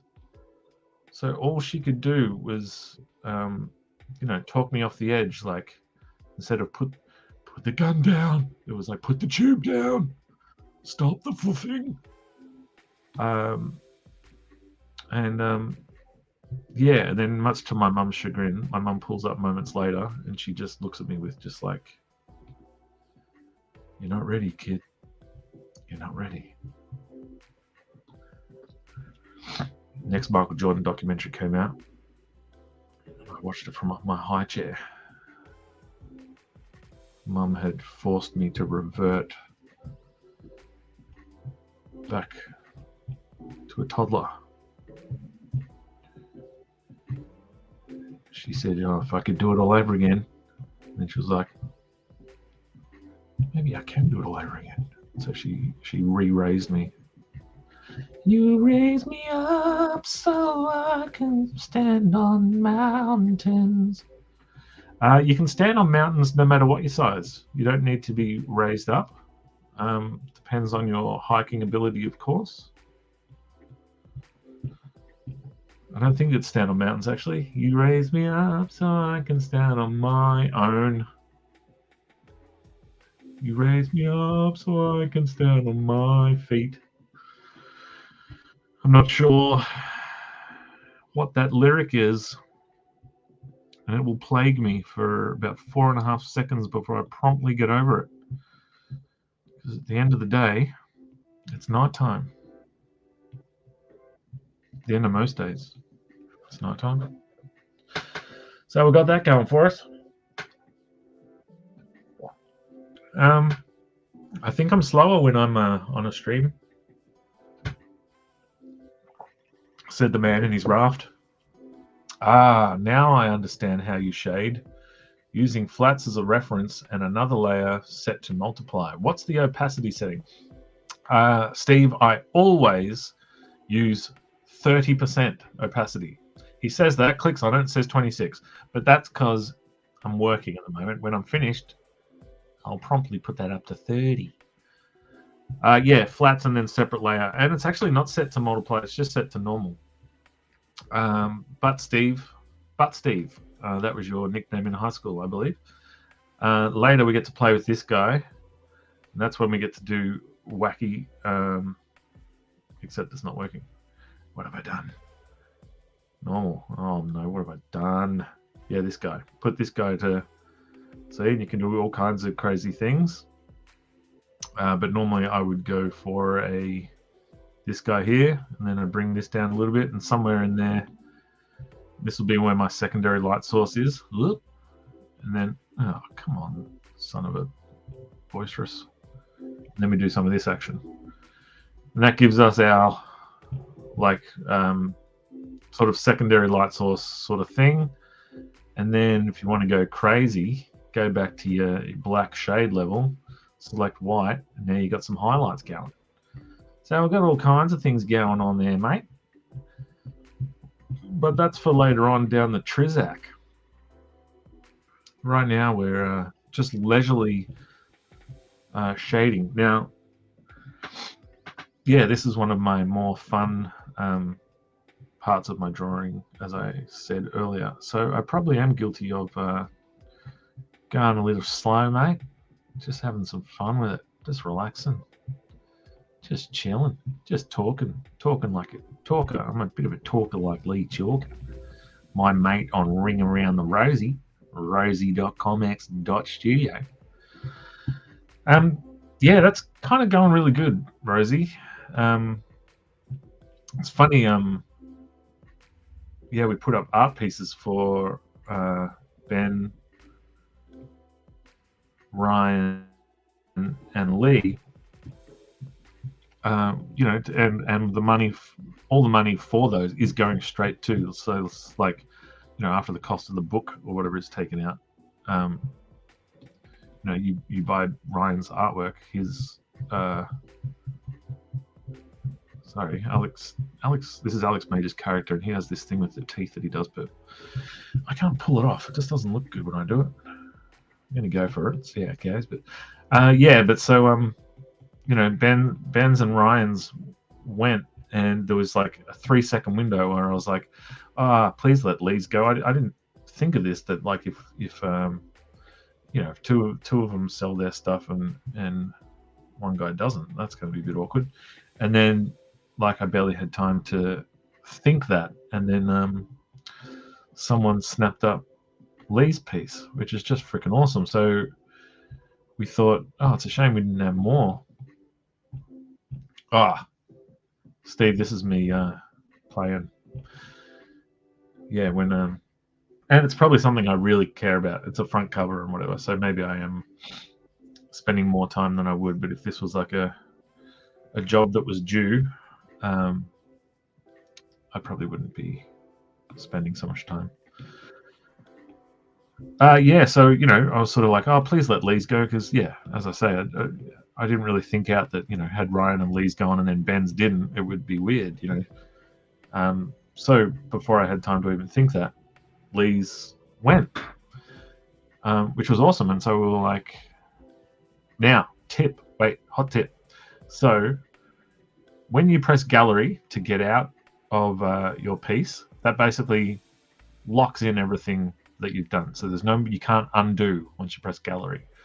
So what I like to just make sure is I just go and I just look at my layers and I make sure my ink is separate. I haven't accidentally colored on it. My color is separate. I haven't accidentally shaded on it, etc., etc. Because the worst is when you have to redraw or recolor something. And now I've forgotten what I've come looking for. Oh, I need to get a sword thing.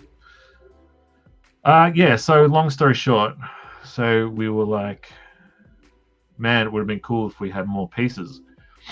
And then I remembered that Jason Paulos did a piece in the book for us. So I reached out and asked, and we put the Paulos bit of original art up, and that went. And so we're like, well, all right, let's not tempt fate. That was freaking awesome. We did it, you guys, we did it. And then Crazy Lee said, what if we put up another piece? And he dug out one of his other rosy pieces. And I was like, all right, mate. One more time into the, what do they say? Into the breach. So we went one more time into the breach. And would you believe that piece went just before I went live? Oh, dang it on a sandwich.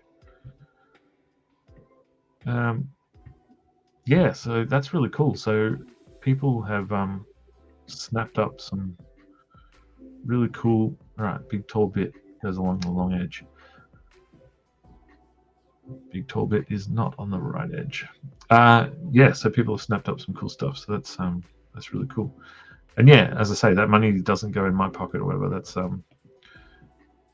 I really like it because we're essentially making no money on these things, and Ben, Ryan, and I've spent an ton of time too when the writing and then all the setting up the Kickstarter and the promo and the videos and all that stuff. But these lads have done the hard yards. So it's good, like, while it's not enough to quit your day job and whatever, it just makes Rosie that little bit more viable a thing, so that when it comes time to do later issues and you've got to justify giving up times and whatever, you can sort of go, or at least there might be $1 or $2 in it. And it's all about the dollars and how you spend them.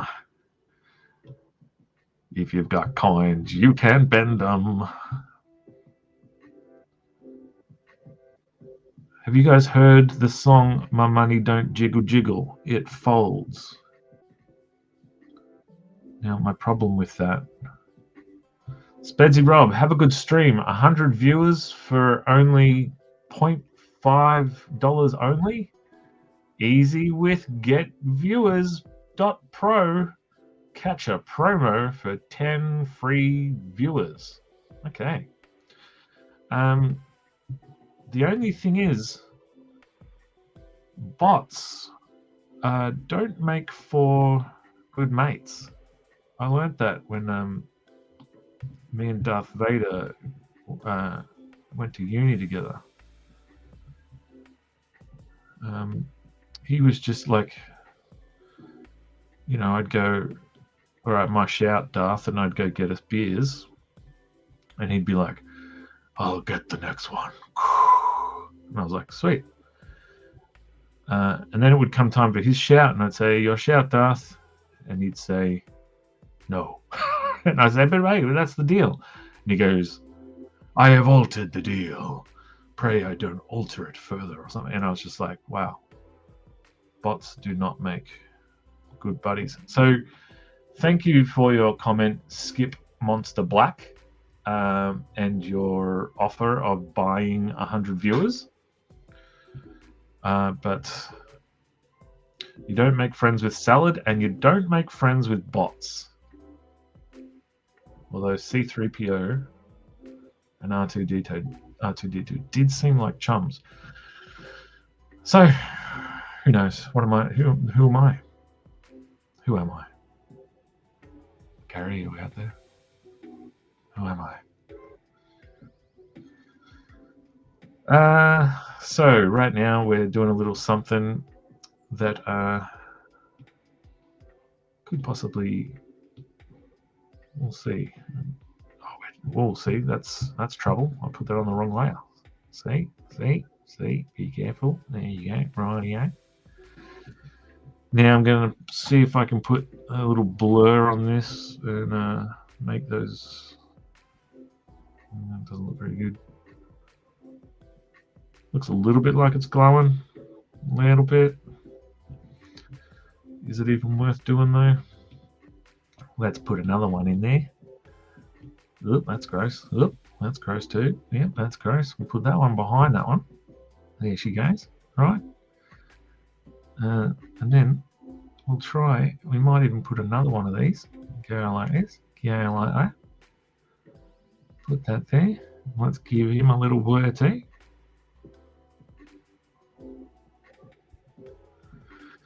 I don't love it. Maybe if they were a different color, they would glow nicer. Let's see what we got here, huh? Let's see what we got here. Can we put one of you on there? What do you look like, huh? You look exactly the same. Well, let's not dally as we run through an alley, run into a lady named Sally from the valley.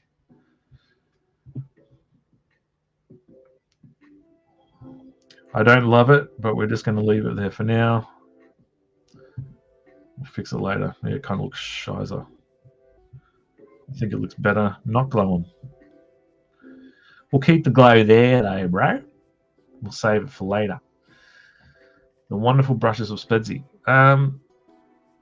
Yeah, I've done a lot of looking around, some buying as well. I bought a huge, and some of it's kind of rubbish, but some of it's great. Any that you see and you like, Steve, I can send you. But yeah, if I lost my Spedsy ink, boy, oh boy, would I be? Oh yeah, and then it's just like what else have I got? A few little panel ones that I. This is like how I've changed things over time. So I used to do everything with this guy, my panels. Then I went smaller. Then Sluggish went a little bit smaller again. Now I'm smaller again. Big fat panel borders. I don't know. I don't like them anymore. All right, where are we at? It might be time to play around with the other thing, or while Steve is talking textures, maybe we can play with some textures on something. Let's see what they look like. I don't have the best. There is a texture out there that I want that I do not have. I see it used by people and I get jealous. Ugh, too much.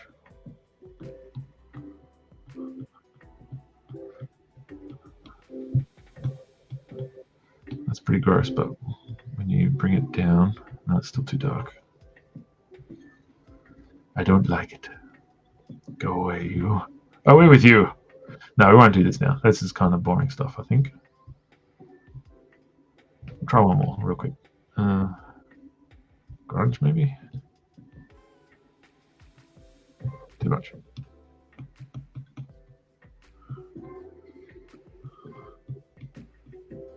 That's not too bad. It's probably the wrong place to put it, but...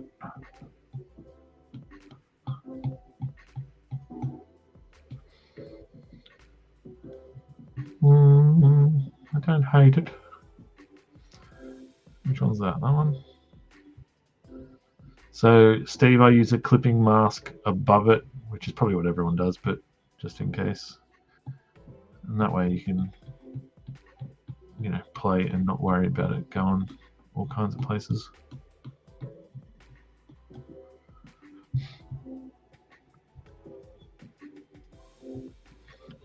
Does add a little something something. Put one more on this little pumpkin here. Probably go a bit more crazy with that one because it's too much, Barry. My name's Bill. Yeah, right here.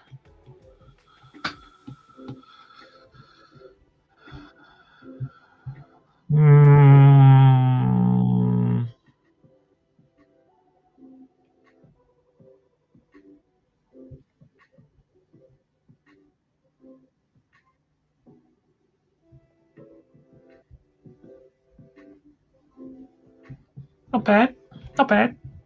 Another thing I plan to possibly do and see what it's like. We alpha lock this suckery do. Get our favorite chestnut. Is I plan. Oh, that's not going to do it. Yeah, I plan to maybe. Oh, that doesn't. Not going to work with the texture on there. I wondered if. No, I hate it. Don't know. We might get rid of those black lines. We don't know yet. All right, let's play some more with this guy. How dark are we going to go with it?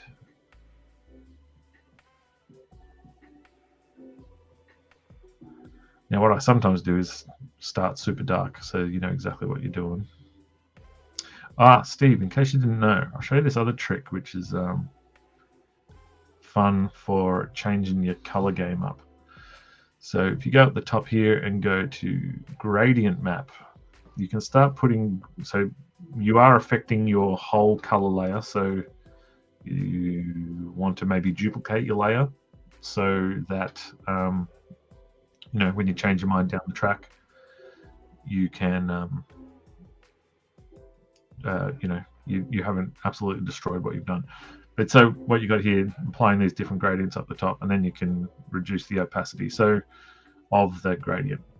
And so then you turn your what might be, and is sometimes the case for me, boring colors, and then you get to make them more shade and dewy.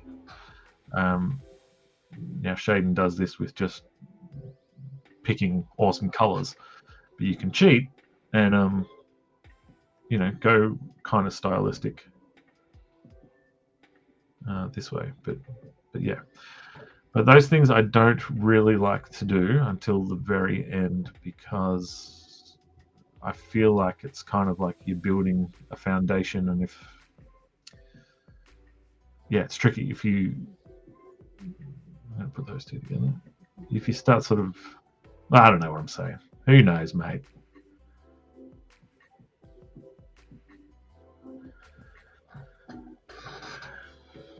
All right. So now this might end up being a super subtle thing when we're done.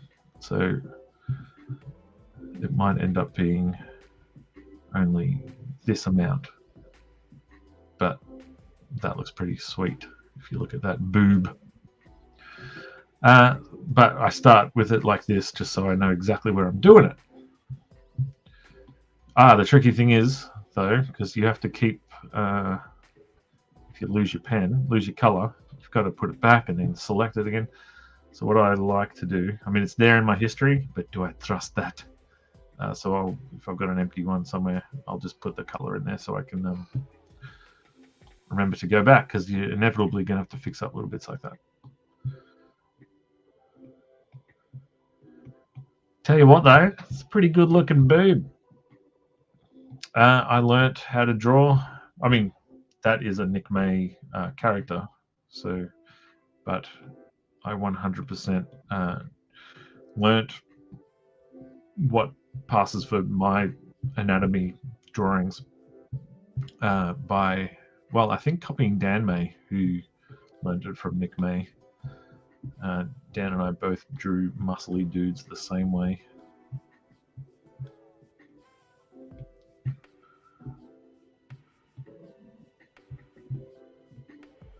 And then you get to make weird decisions, like, I don't know if that guy not necessarily has his brow like that and his nose necessarily like this. But suddenly you're adding more dimension. Using the eraser, yeah. So I basically clip mask over the whole thing and then using the eraser. And then, yeah, as I was saying before, then you get to play around with this and see, look at this craziness. Doesn't necessarily work how you want it to, but look at that. Like, what's that? Look at this. Look at that. Look at that. It's a sunburned country. Tell you that for free. But most likely I'm just going to have it on darker color, or maybe even multiply. Whoops. Not sure. We'll find out. All right. So story time with Spedsy. What should we talk about? I think I've told all my Dave Pickard stories. I could tell you about, I was telling you about how my Nana, my Oma, was badass.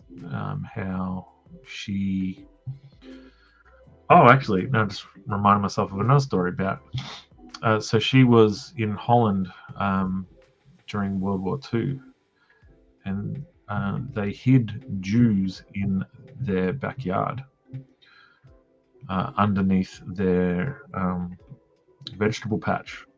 And how they did that was, so they dug up the veggie patch. The dudes laid down underneath, and they put tubes in the ground, and they would send sandwiches down the tubes. Then the German soldiers came knocking. They're like, check out those sweet vegetables. I've just come from Austria, that's why I talk like this. But no, it was I am making light of a harrowing experience. So one of the Jews, oh wait, were they Jews? No, I think they were actually Dutch men who didn't want to join the German army. Actually, now that I say this, so anyway, there's hiding these dudes in the veggie patch, and the Germans come knocking, and the son of one of the dudes that is hidden in the veggie patch, he's just chilling, playing Nintendo. But yeah, he's young and like a little kid. And after sort of, interrogating the adults, German soldier kneels down in front of what would be my Nana's. I'm not sure how she was related. So anyway, my Nana, I think, is like in her teens or whatever. But yeah, so she's old enough to know what's up. But yeah, this little kid. So the soldier kneels down before the kid and says, "Hey bud, where's your dad?" And the kid points to the backyard. Coincidentally, that was also the direction of Germany. And so the mum jumps in and says, "Oh, he means Germany. He's already gone to fight." And so they managed. I think at one point they brought the dudes inside, and they lived for a while in between the floorboards, in between the floor and the ceiling of the two levels of the house. But yeah, after the war, during the war, my Opa was a radio man for the Dutch army, and and which I thought was particularly badass, because, like, he's the guy running across the bloody battlefield with a radio on his back, just listening to Triple J's Hottest 100, just being like, oh gee, Powderfinger wins this year and whatever. No, that wasn't the case. But yeah, and eventually came to Australia and came over by ship with nothing in their pocket but a couple of seashells. And he ended up working an 18-hour day. He worked 2 jobs, all day working for a print firm, and then he would go work at Mitre 10 at night.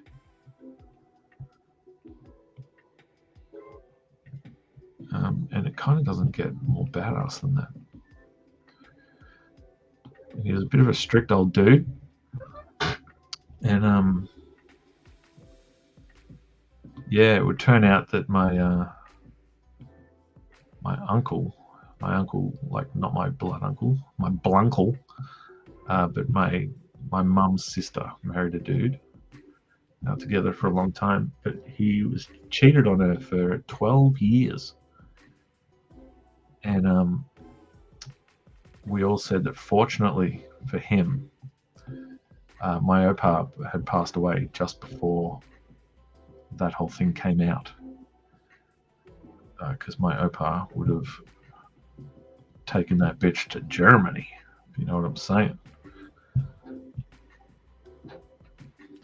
We recently just had to clean out. So my Oma is actually still alive. She's 95, and unfortunately had to go into, well, not unfortunately, because she wasn't doing well living by herself. So she's gone to like a whatever you call it, retirement village. But yeah, so it was up to all the cousins, me being one of said cousins, to clean up her house. Now, these are people who lived during a war, meaning they had done things like dug out underneath their house to store supplies should wartime whatnots come back. And so they had so much stored food in, son of a beehive. Sometimes it glitches and you lose your last pen stroke, and sometimes I've been stroking for a while. Yeah, so my opa was pretty meticulous about, he had all these rations, not Russians, all these rations underneath the house, and he was pretty strict about, like, all right, these have been here for a year or whatever, time to ditch these ones and restock or whatever. But as he got too old to give a shit, he stopped. And so, but everything was still down there. Now, also, no one told my nana, my Oma, she couldn't get under the house anymore because, like, the door was rusted and everything. So she couldn't open it. So she kept the good times rolling and kept buying stuff. But she wasn't meticulous like my opa was about throwing away the old stuff and getting new stuff. She'd just get new stuff and then put it on top of the old stuff. And so when it came time for us to clean the house out, there were times where I sent my kids outside.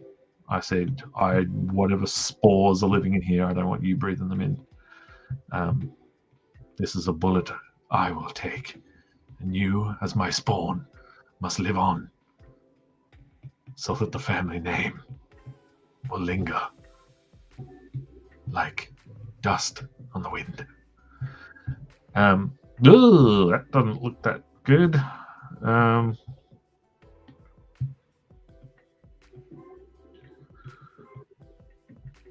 Yes, and that's something we only just finished, like maybe a month ago, and it was sad to see the house go.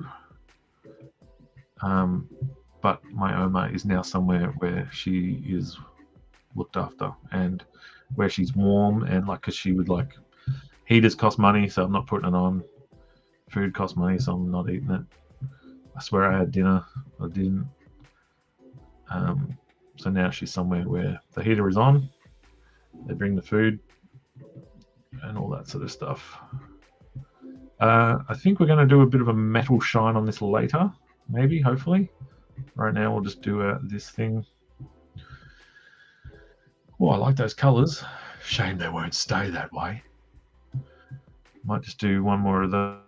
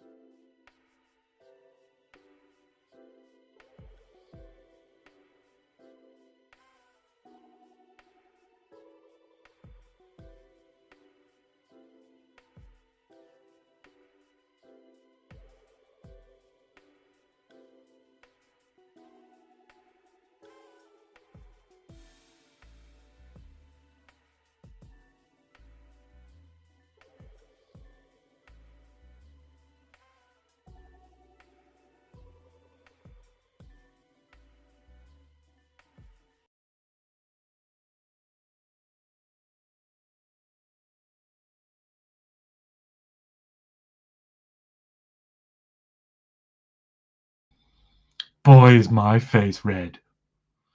Red like my top. I don't know what happened. The whole thing just pooped. Can you hear me? Should I even? Yeah. Remember at the start I was saying something went wrong. Well, something went wrong to me again. Oh, my music's not on. My whole stuff. And I was kind of on a rizzle. Do I dare keep going? Nick May says I'm back. Yeah, rightio, mate. Yeah, g'day.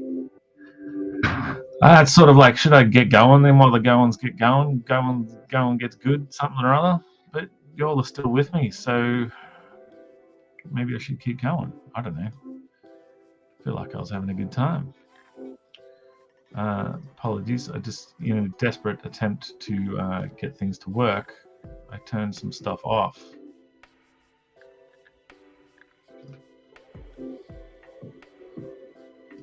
So I'm just now turning it back on. What were we talking about?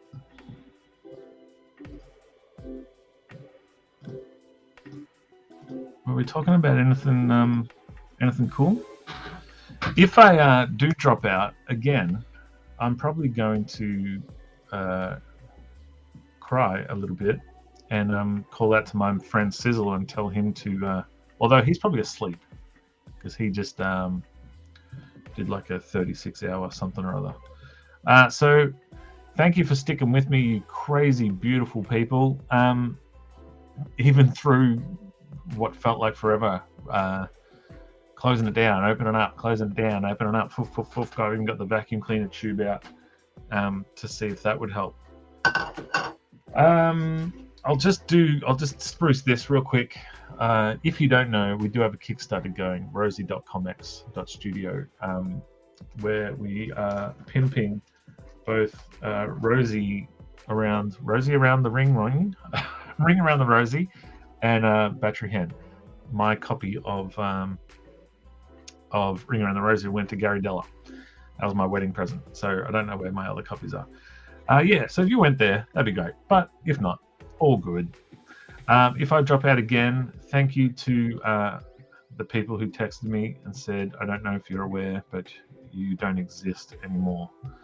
And I said, Jesus, is that you? Now, that wasn't blasphemy because I was referring to the actual dude. So I'm cool to keep hanging for a little bit longer if you guys are. But yeah, if it cuts out again, maybe we should all go to bed together. See, I've still got a couple of those in me. So although Gary Challoner, I haven't seen a comment from you, so I think when you said you were going to hang out the full 3 hours, you were pulling me leg, mate. You were pulling me leggery-do. Is anybody out there working on something? Knitting? Are you knitting? Are you knitting a nice scarf or something?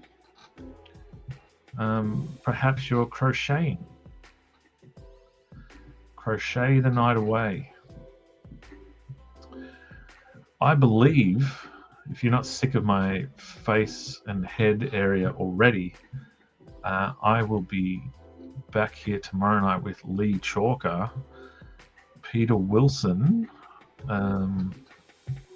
who else? I think maybe even Ben Sullivan and Ryan Vella. I don't know for sure. No, that's actually on Thursday. Apologies. No, tomorrow is like a Comex thing. So who is it? Lee, me, Peter Wilson, Sis. Let's go with that. I think there might be more, but I'm not sure. Nick, are you watching? Oh, Dave, you're still here. That's nice. Are you drawing, Dave? Yeah, Nick, are you lying down? I like to think that when you're watching me, you are lying down.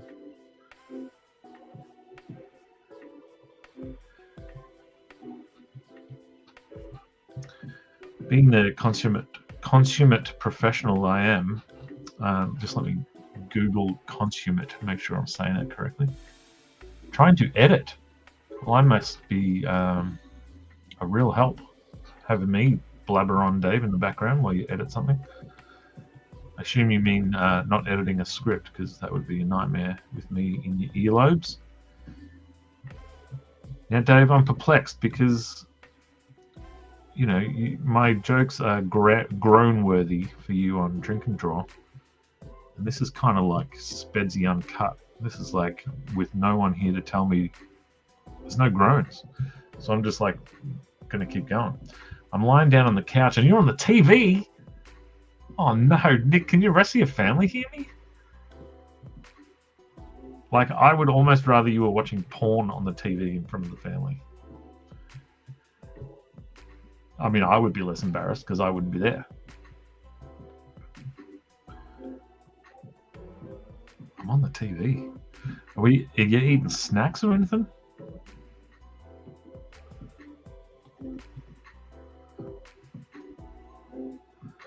Yep, including my... Oh, no.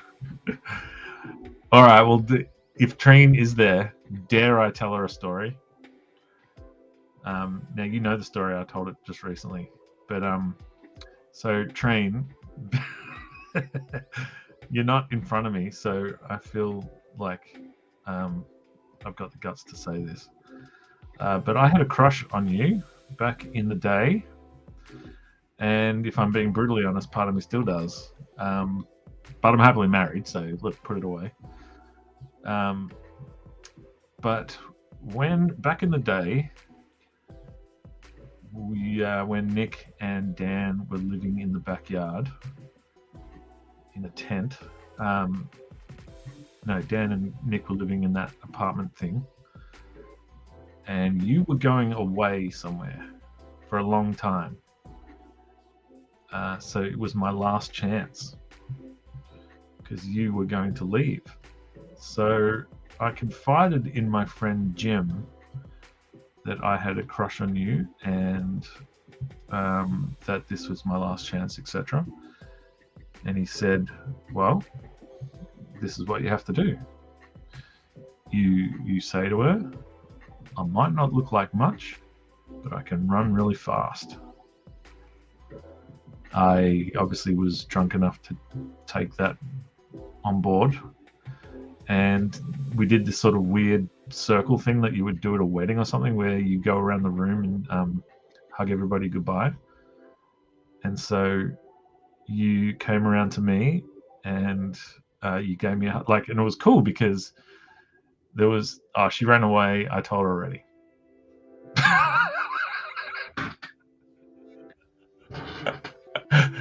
Well, now, okay. Well, that went well. The quick version then for the people who haven't heard it, and just like I just stopped the story dead in its tracks. She went around the room. I'll keep you going in a minute. She went around the room, and when it came to Dan's friends, she didn't know half of them. So she just sort of gave them like a courtesy see ya. And then when it got to me, she was like, oh, Rob, and she gave me a big hug. That should have been enough. I should have just been like, in your face, dudes. I got the big hug. But no, I went in for the kill. I said, hey, Trine, I may not look like much, but I can run really fast. And she looked at me with, well, I don't even know how to describe what it was. It was just like utter disbelief. What have I done here? And yeah, that I had completely just destroyed this moment. She was watching and said, I didn't know Rob had a personality.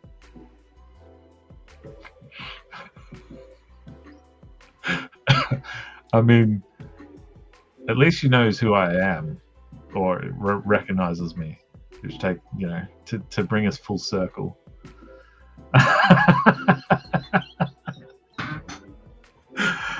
Oh weirdly crushed. Yeah, so look, guys, it didn't go great. I didn't know Rob had a personality. I mean, neither did I, really. I still don't know if I do.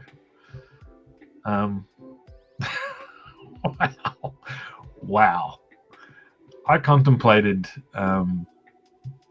suicide just then. No,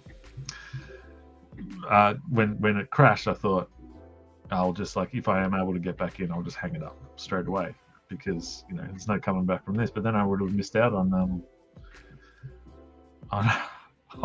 bone chilling things like that.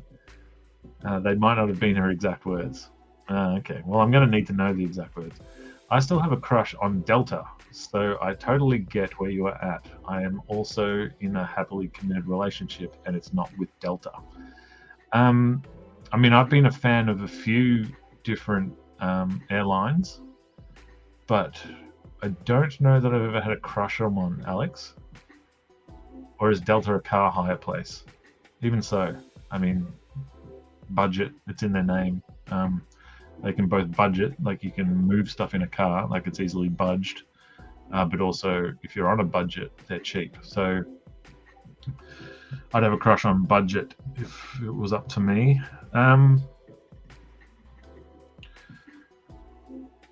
Something else. I'm trying to think that I didn't know Rob had a personality, and then I said, oh yeah, there was some other revelation just recently. Oh yeah, no.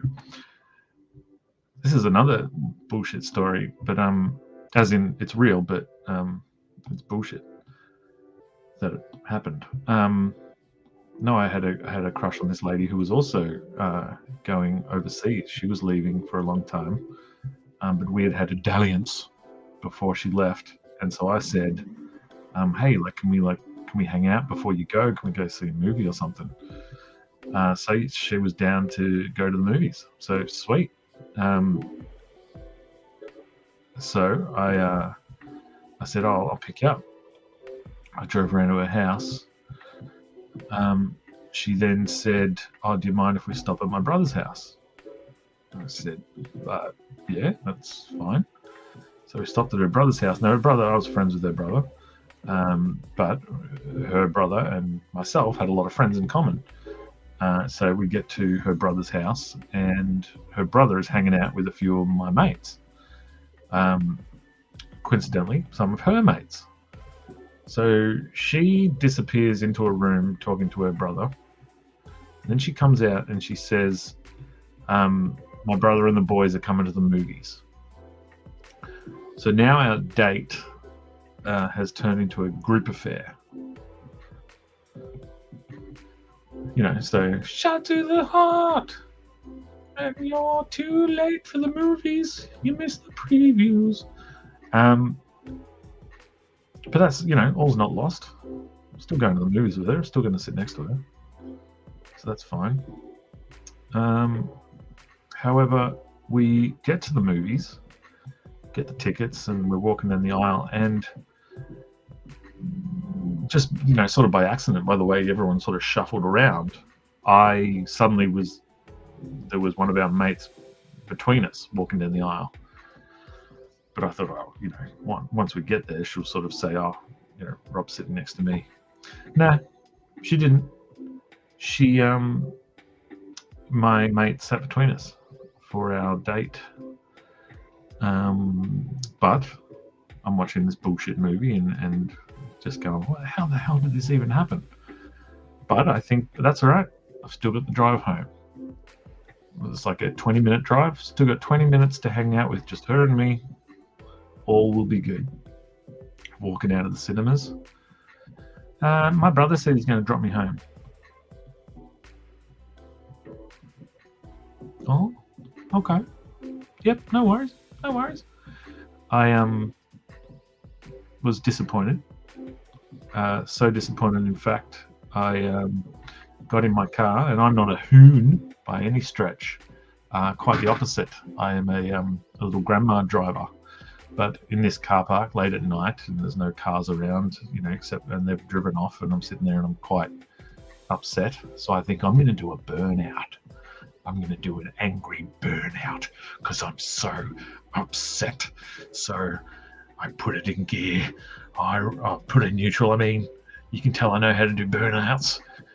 Rev, however you do it. Put it in first. Realized I was right up against, the car parks, and they have those little concrete barriers. So my car wheels were wedged right up against this concrete barrier thing. And so much like the Dukes of Hazzard, my car went, or was that Knight Rider? Or was that me with the vacuum cleaner thing? So how does this tie into the train story and just finding out now that she didn't know I had a personality? Well, so years later, I'm retelling that story to the mate that sat between us.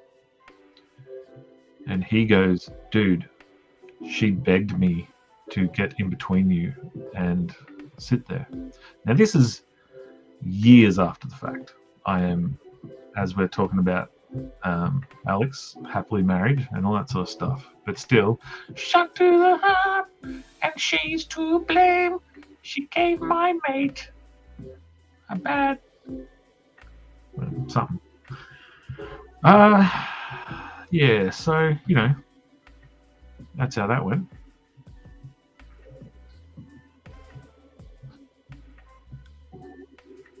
But I've had a good run of it lately, mate. It's all good now. Yeah, now they call me Captain Studpants. Like if you need a female horse reared, which sounds sexier than I meant it, then I am the walking stud farm.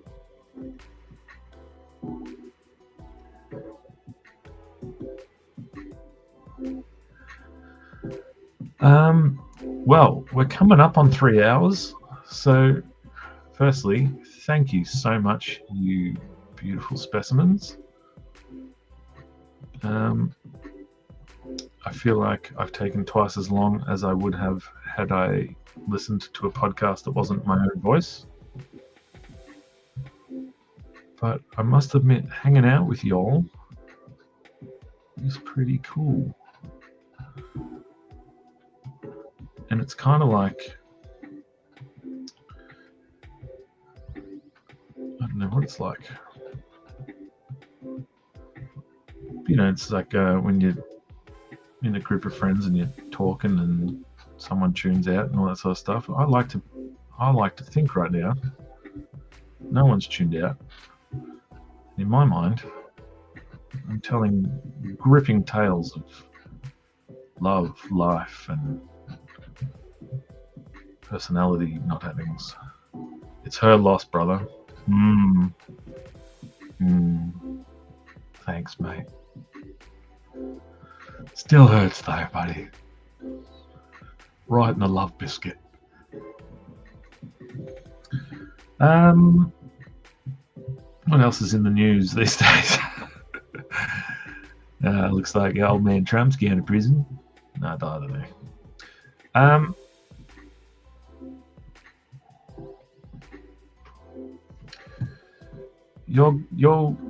Remember I was talking about burnt chips? Do we have any feelings on that earlier? By burnt chips, I mean, the extra brown ones in the packet, potato chips. I wouldn't want to eat a whole packet of them, but I'll give 3 or 4 of them a good home in the old belly boo.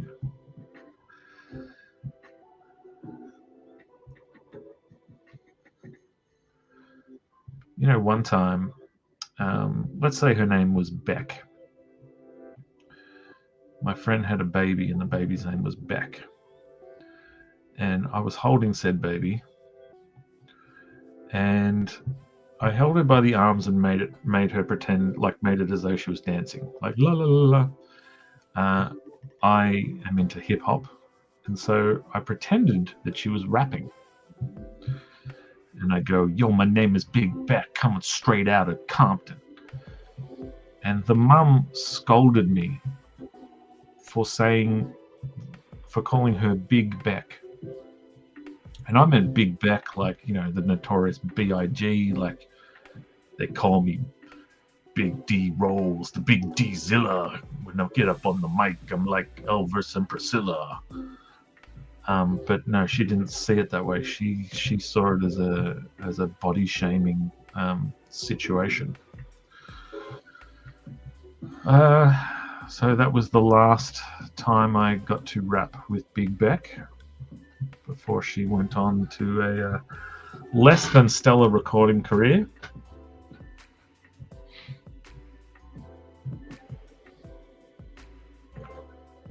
Speaking of less than stellar recording careers, did you ever guys hear I was in a band?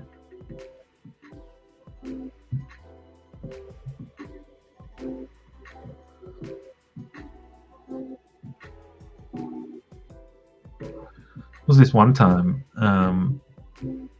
back in the day, it was a huge deal if you could get signed to Premier Artists, which was a booking agent who, you know, like speaking of Delta, when Delta's come to town, Delta might ring Premier and say who you got in the way of support acts that can come and do the do. So we pushed and plotted and begged and pleaded and whatnot to... I'm trying to get this to... That's not too bad. No, I don't like it. Maybe they don't glow. Hey, what's up, G? Hey, Diggs BTW7. My older brother and I almost got beaten up outside the SB on the way to your gig there. That's several beatings, Nick, because I played there close to 20 times, I would say. But the time you came, I remember putting on a balaclava and thinking this will be a hilarious prank, and beating the shit out of you, brother. No, you guys are tanks. I would be intimidated. Tankaminated. Yeah, so with all our begging and pleading, one day we succeeded in getting Premier Artists to come and see us play in the Gershon room at the Espy. Now, one of our strengths at the time, this time, was we had a freaking kick-ass drummer. His name was Grease. And he could play like it ain't no thing. And so what we would do is Grease would go up first and he would just start riffing, just start smacking those pigskins around. And then we'd come on and he'd morph that sort of drum rolly thing into the start of the song, and we were off to the races. It was a pretty wicked intro. We for a while we dabbled in having intro music and all this sort of stuff, but this was more bare bonesy, organic rock and roll sort of stuff. So we did what we'd done 100 times prior. And Grease goes out, and Grease is smacking the shizer out of his pigskins, and so we had been told that Premier Artists, a rep from Premier Artists, had come to the show. So I had run around in the crowd, you know, some are made up of friends and fans and whatever, and I begged them, please come up the front, like as soon as we come on, pretend like we're the biggest thing ever, and make it a huge deal. And we came on, and they treated us like rock stars. They went nuts. It was awesome. So we were off to a wicked start. We knew these songs back to front. We were a good band at this stage. So then we get cranked into the first song, and my brother is the bass player, and the bass string just goes ba-doing, just breaks. Now, bass strings, for the uninitiated, are thick as a crumpet. Yes, they break, but very, very occasionally. Sorry, Steve. Yeah, just at the front of the show, I was saying that it had this something went wrong thingy, so I wasn't sure the stream would even work. And then yeah, so sure enough, it just crashed. So if it crashes again, that's what happened, and I will come back to turn it off because yeah, you all have been awesome to stick with me this long. Yeah, so we get cranking into the song and the bass string breaks. Now, bass strings, as I say, they can break, but it's pretty freaking rare. And especially, you know, like when you rehearse multiple times a week and play multiple times a week, I don't know, chances are slim, it seems. But anyway, so bass string breaks. Now, we were the headliner, so that means there's no band playing after us. So there's no one who you can walk into the green room and say, please, please, please, can we borrow your bass? So my brother, resourceful young lad, he runs to the front bar. We are in the Gershwin room at the SB. He runs into the front bar and begs one of the bands out there for a bass guitar, and they oblige. So, but the show must go on. So we're still playing, and we're still playing this kind of big song that really needs a bass guitar. But my brother, like a hero, returns and you know, cranks in for the last chorus, and it's sort of like crisis averted. All right, we're back on. All's good, all's well that ends well, something or other. Then Grease, the drummer, who I say is like freaking amazing, like so good, like people tried to poach him off us multiple times, but they made one mistake. We had become buddies, so like he enjoyed playing with us, but he also enjoyed hanging out with us. So yeah, so he wasn't going anywhere. So but consummate professional, and yet somehow, like we play our second song, which is called "See You Around Sometime." It's this huge ballady song, but then has this big rockin' bit. And so here comes the big rockin' bit, dung, and the cymbal and the cymbal stand comes crashing to the ground like amateur shit, like first gig ever on a $20 drum kit type stuff. Ridiculous. And it lands right next to me.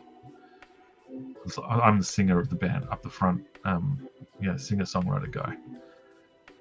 And so I just look down and see this. I'm like, what the? And this cymbal has crashed to the ground. And now Grease is, awkwardly trying to pick it up. And every ounce of moisture in my mouth dissipates, just disappears. Because I'm like, what the, we've finally got this scout to come and check us out. And we look like the biggest pile of poop. And I'm like looking down, I had a beer just below my mic stand, and I'm looking at it, trying to use telekinesis to will it into my face. Alas, I do not have telekinesis. So we finish the song, and I make a joke out of it and all this sort of stuff. And then we just sort of go, who gives a shit about a scout dude? Let's just do what we do, and let's just, So we played, and our people that knew us well, that they would come up to us after the gig and just like, oh man, what a show! Like I loved it, all that stuff went wrong, and then you guys were just like, F it, and just powered through it, and it was one of the best gigs. And I was like, well, what did you see the guy? Like, what was it? And they were like, oh, he left pretty much near the start. I'm like, oh yeah, g'day, mate. I didn't get to say g'day, mate. It's like, oh yeah, see you, mate. But whatevs. Enough sad stack stories, but that's not sad. That was a life experience, mate. It's not like when Treen didn't know that I had no personality. That was like a sad story. No, just kidding. Can you tell from all the laughing?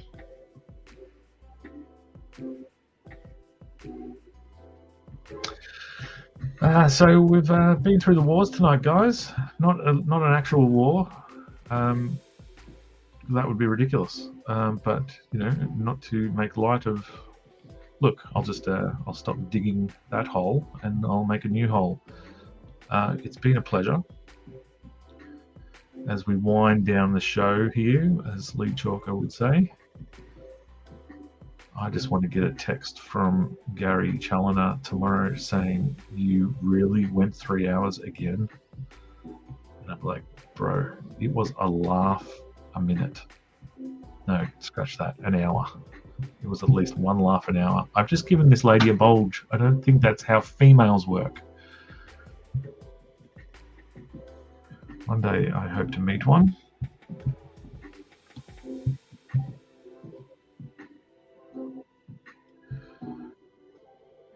Thanks for a great stream, Spedsy. Thanks, Steve.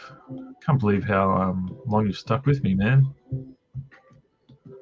That's pretty sweet. I haven't exactly finished, but I do feel like maybe I should get while the getting's good. I will finish this in my own time. I dare not bring this back next week if I do this again. But I also don't, kind of weirdly in between projects, because I've got some writing stuff to do, which doesn't make for a good stream, and I got some like work drawing stuff that I don't think I'm allowed to draw on camera, because I'd be drawing like corporate-y whatnots while talking about boobs, and I just don't know if those two things are a thing. All right, well, as we like to do here at Spedsy Streams International, we might go out with a trailer for Ring Around the Rosie, which is on Kickstarter right now and is going good, but I would love it to go better, because as we do with these things, the more viable they are to do, the more we can do. I thank you very, very much for hanging out. I believe I am tomorrow on Tuesday Chinwag with Lee Chalker right here on the Comex network with Peter Lane and Shane Sizzle, and I'm sure some others. And then I think I'm back here again on Wednesday, which is ridiculous, but not for long. Just doing a quick launch of Sean Craig's new comic book, which I think it's called Blade Whip, which I was lucky enough to get to color the front cover. And then on Thursday is Aussieverse, over at Aussieverse, where me and Ben Sullivan, Ryan Bella, and Lee Chalker will be talking about Rosie. And then Friday night, we're doing Drink and drawing Lord of the Rings. But none of that means nothing, because episode 100 of Drink and Draw is coming up. And on episode 100 will be the inaugural Spedsy Awards, where I'm going to hand out awards to different people from the comic community. Will they be for best book, best inker, or will they be for best strongest jawline, or largest ears, best hat? We'll see. Might be all fun, might be all serious, might be somewhere in the middle. All right, I better go before this goes on me. Don't go on me now. Pearl Jam style, my favorite band. All right. Thanks, guys. Peace out.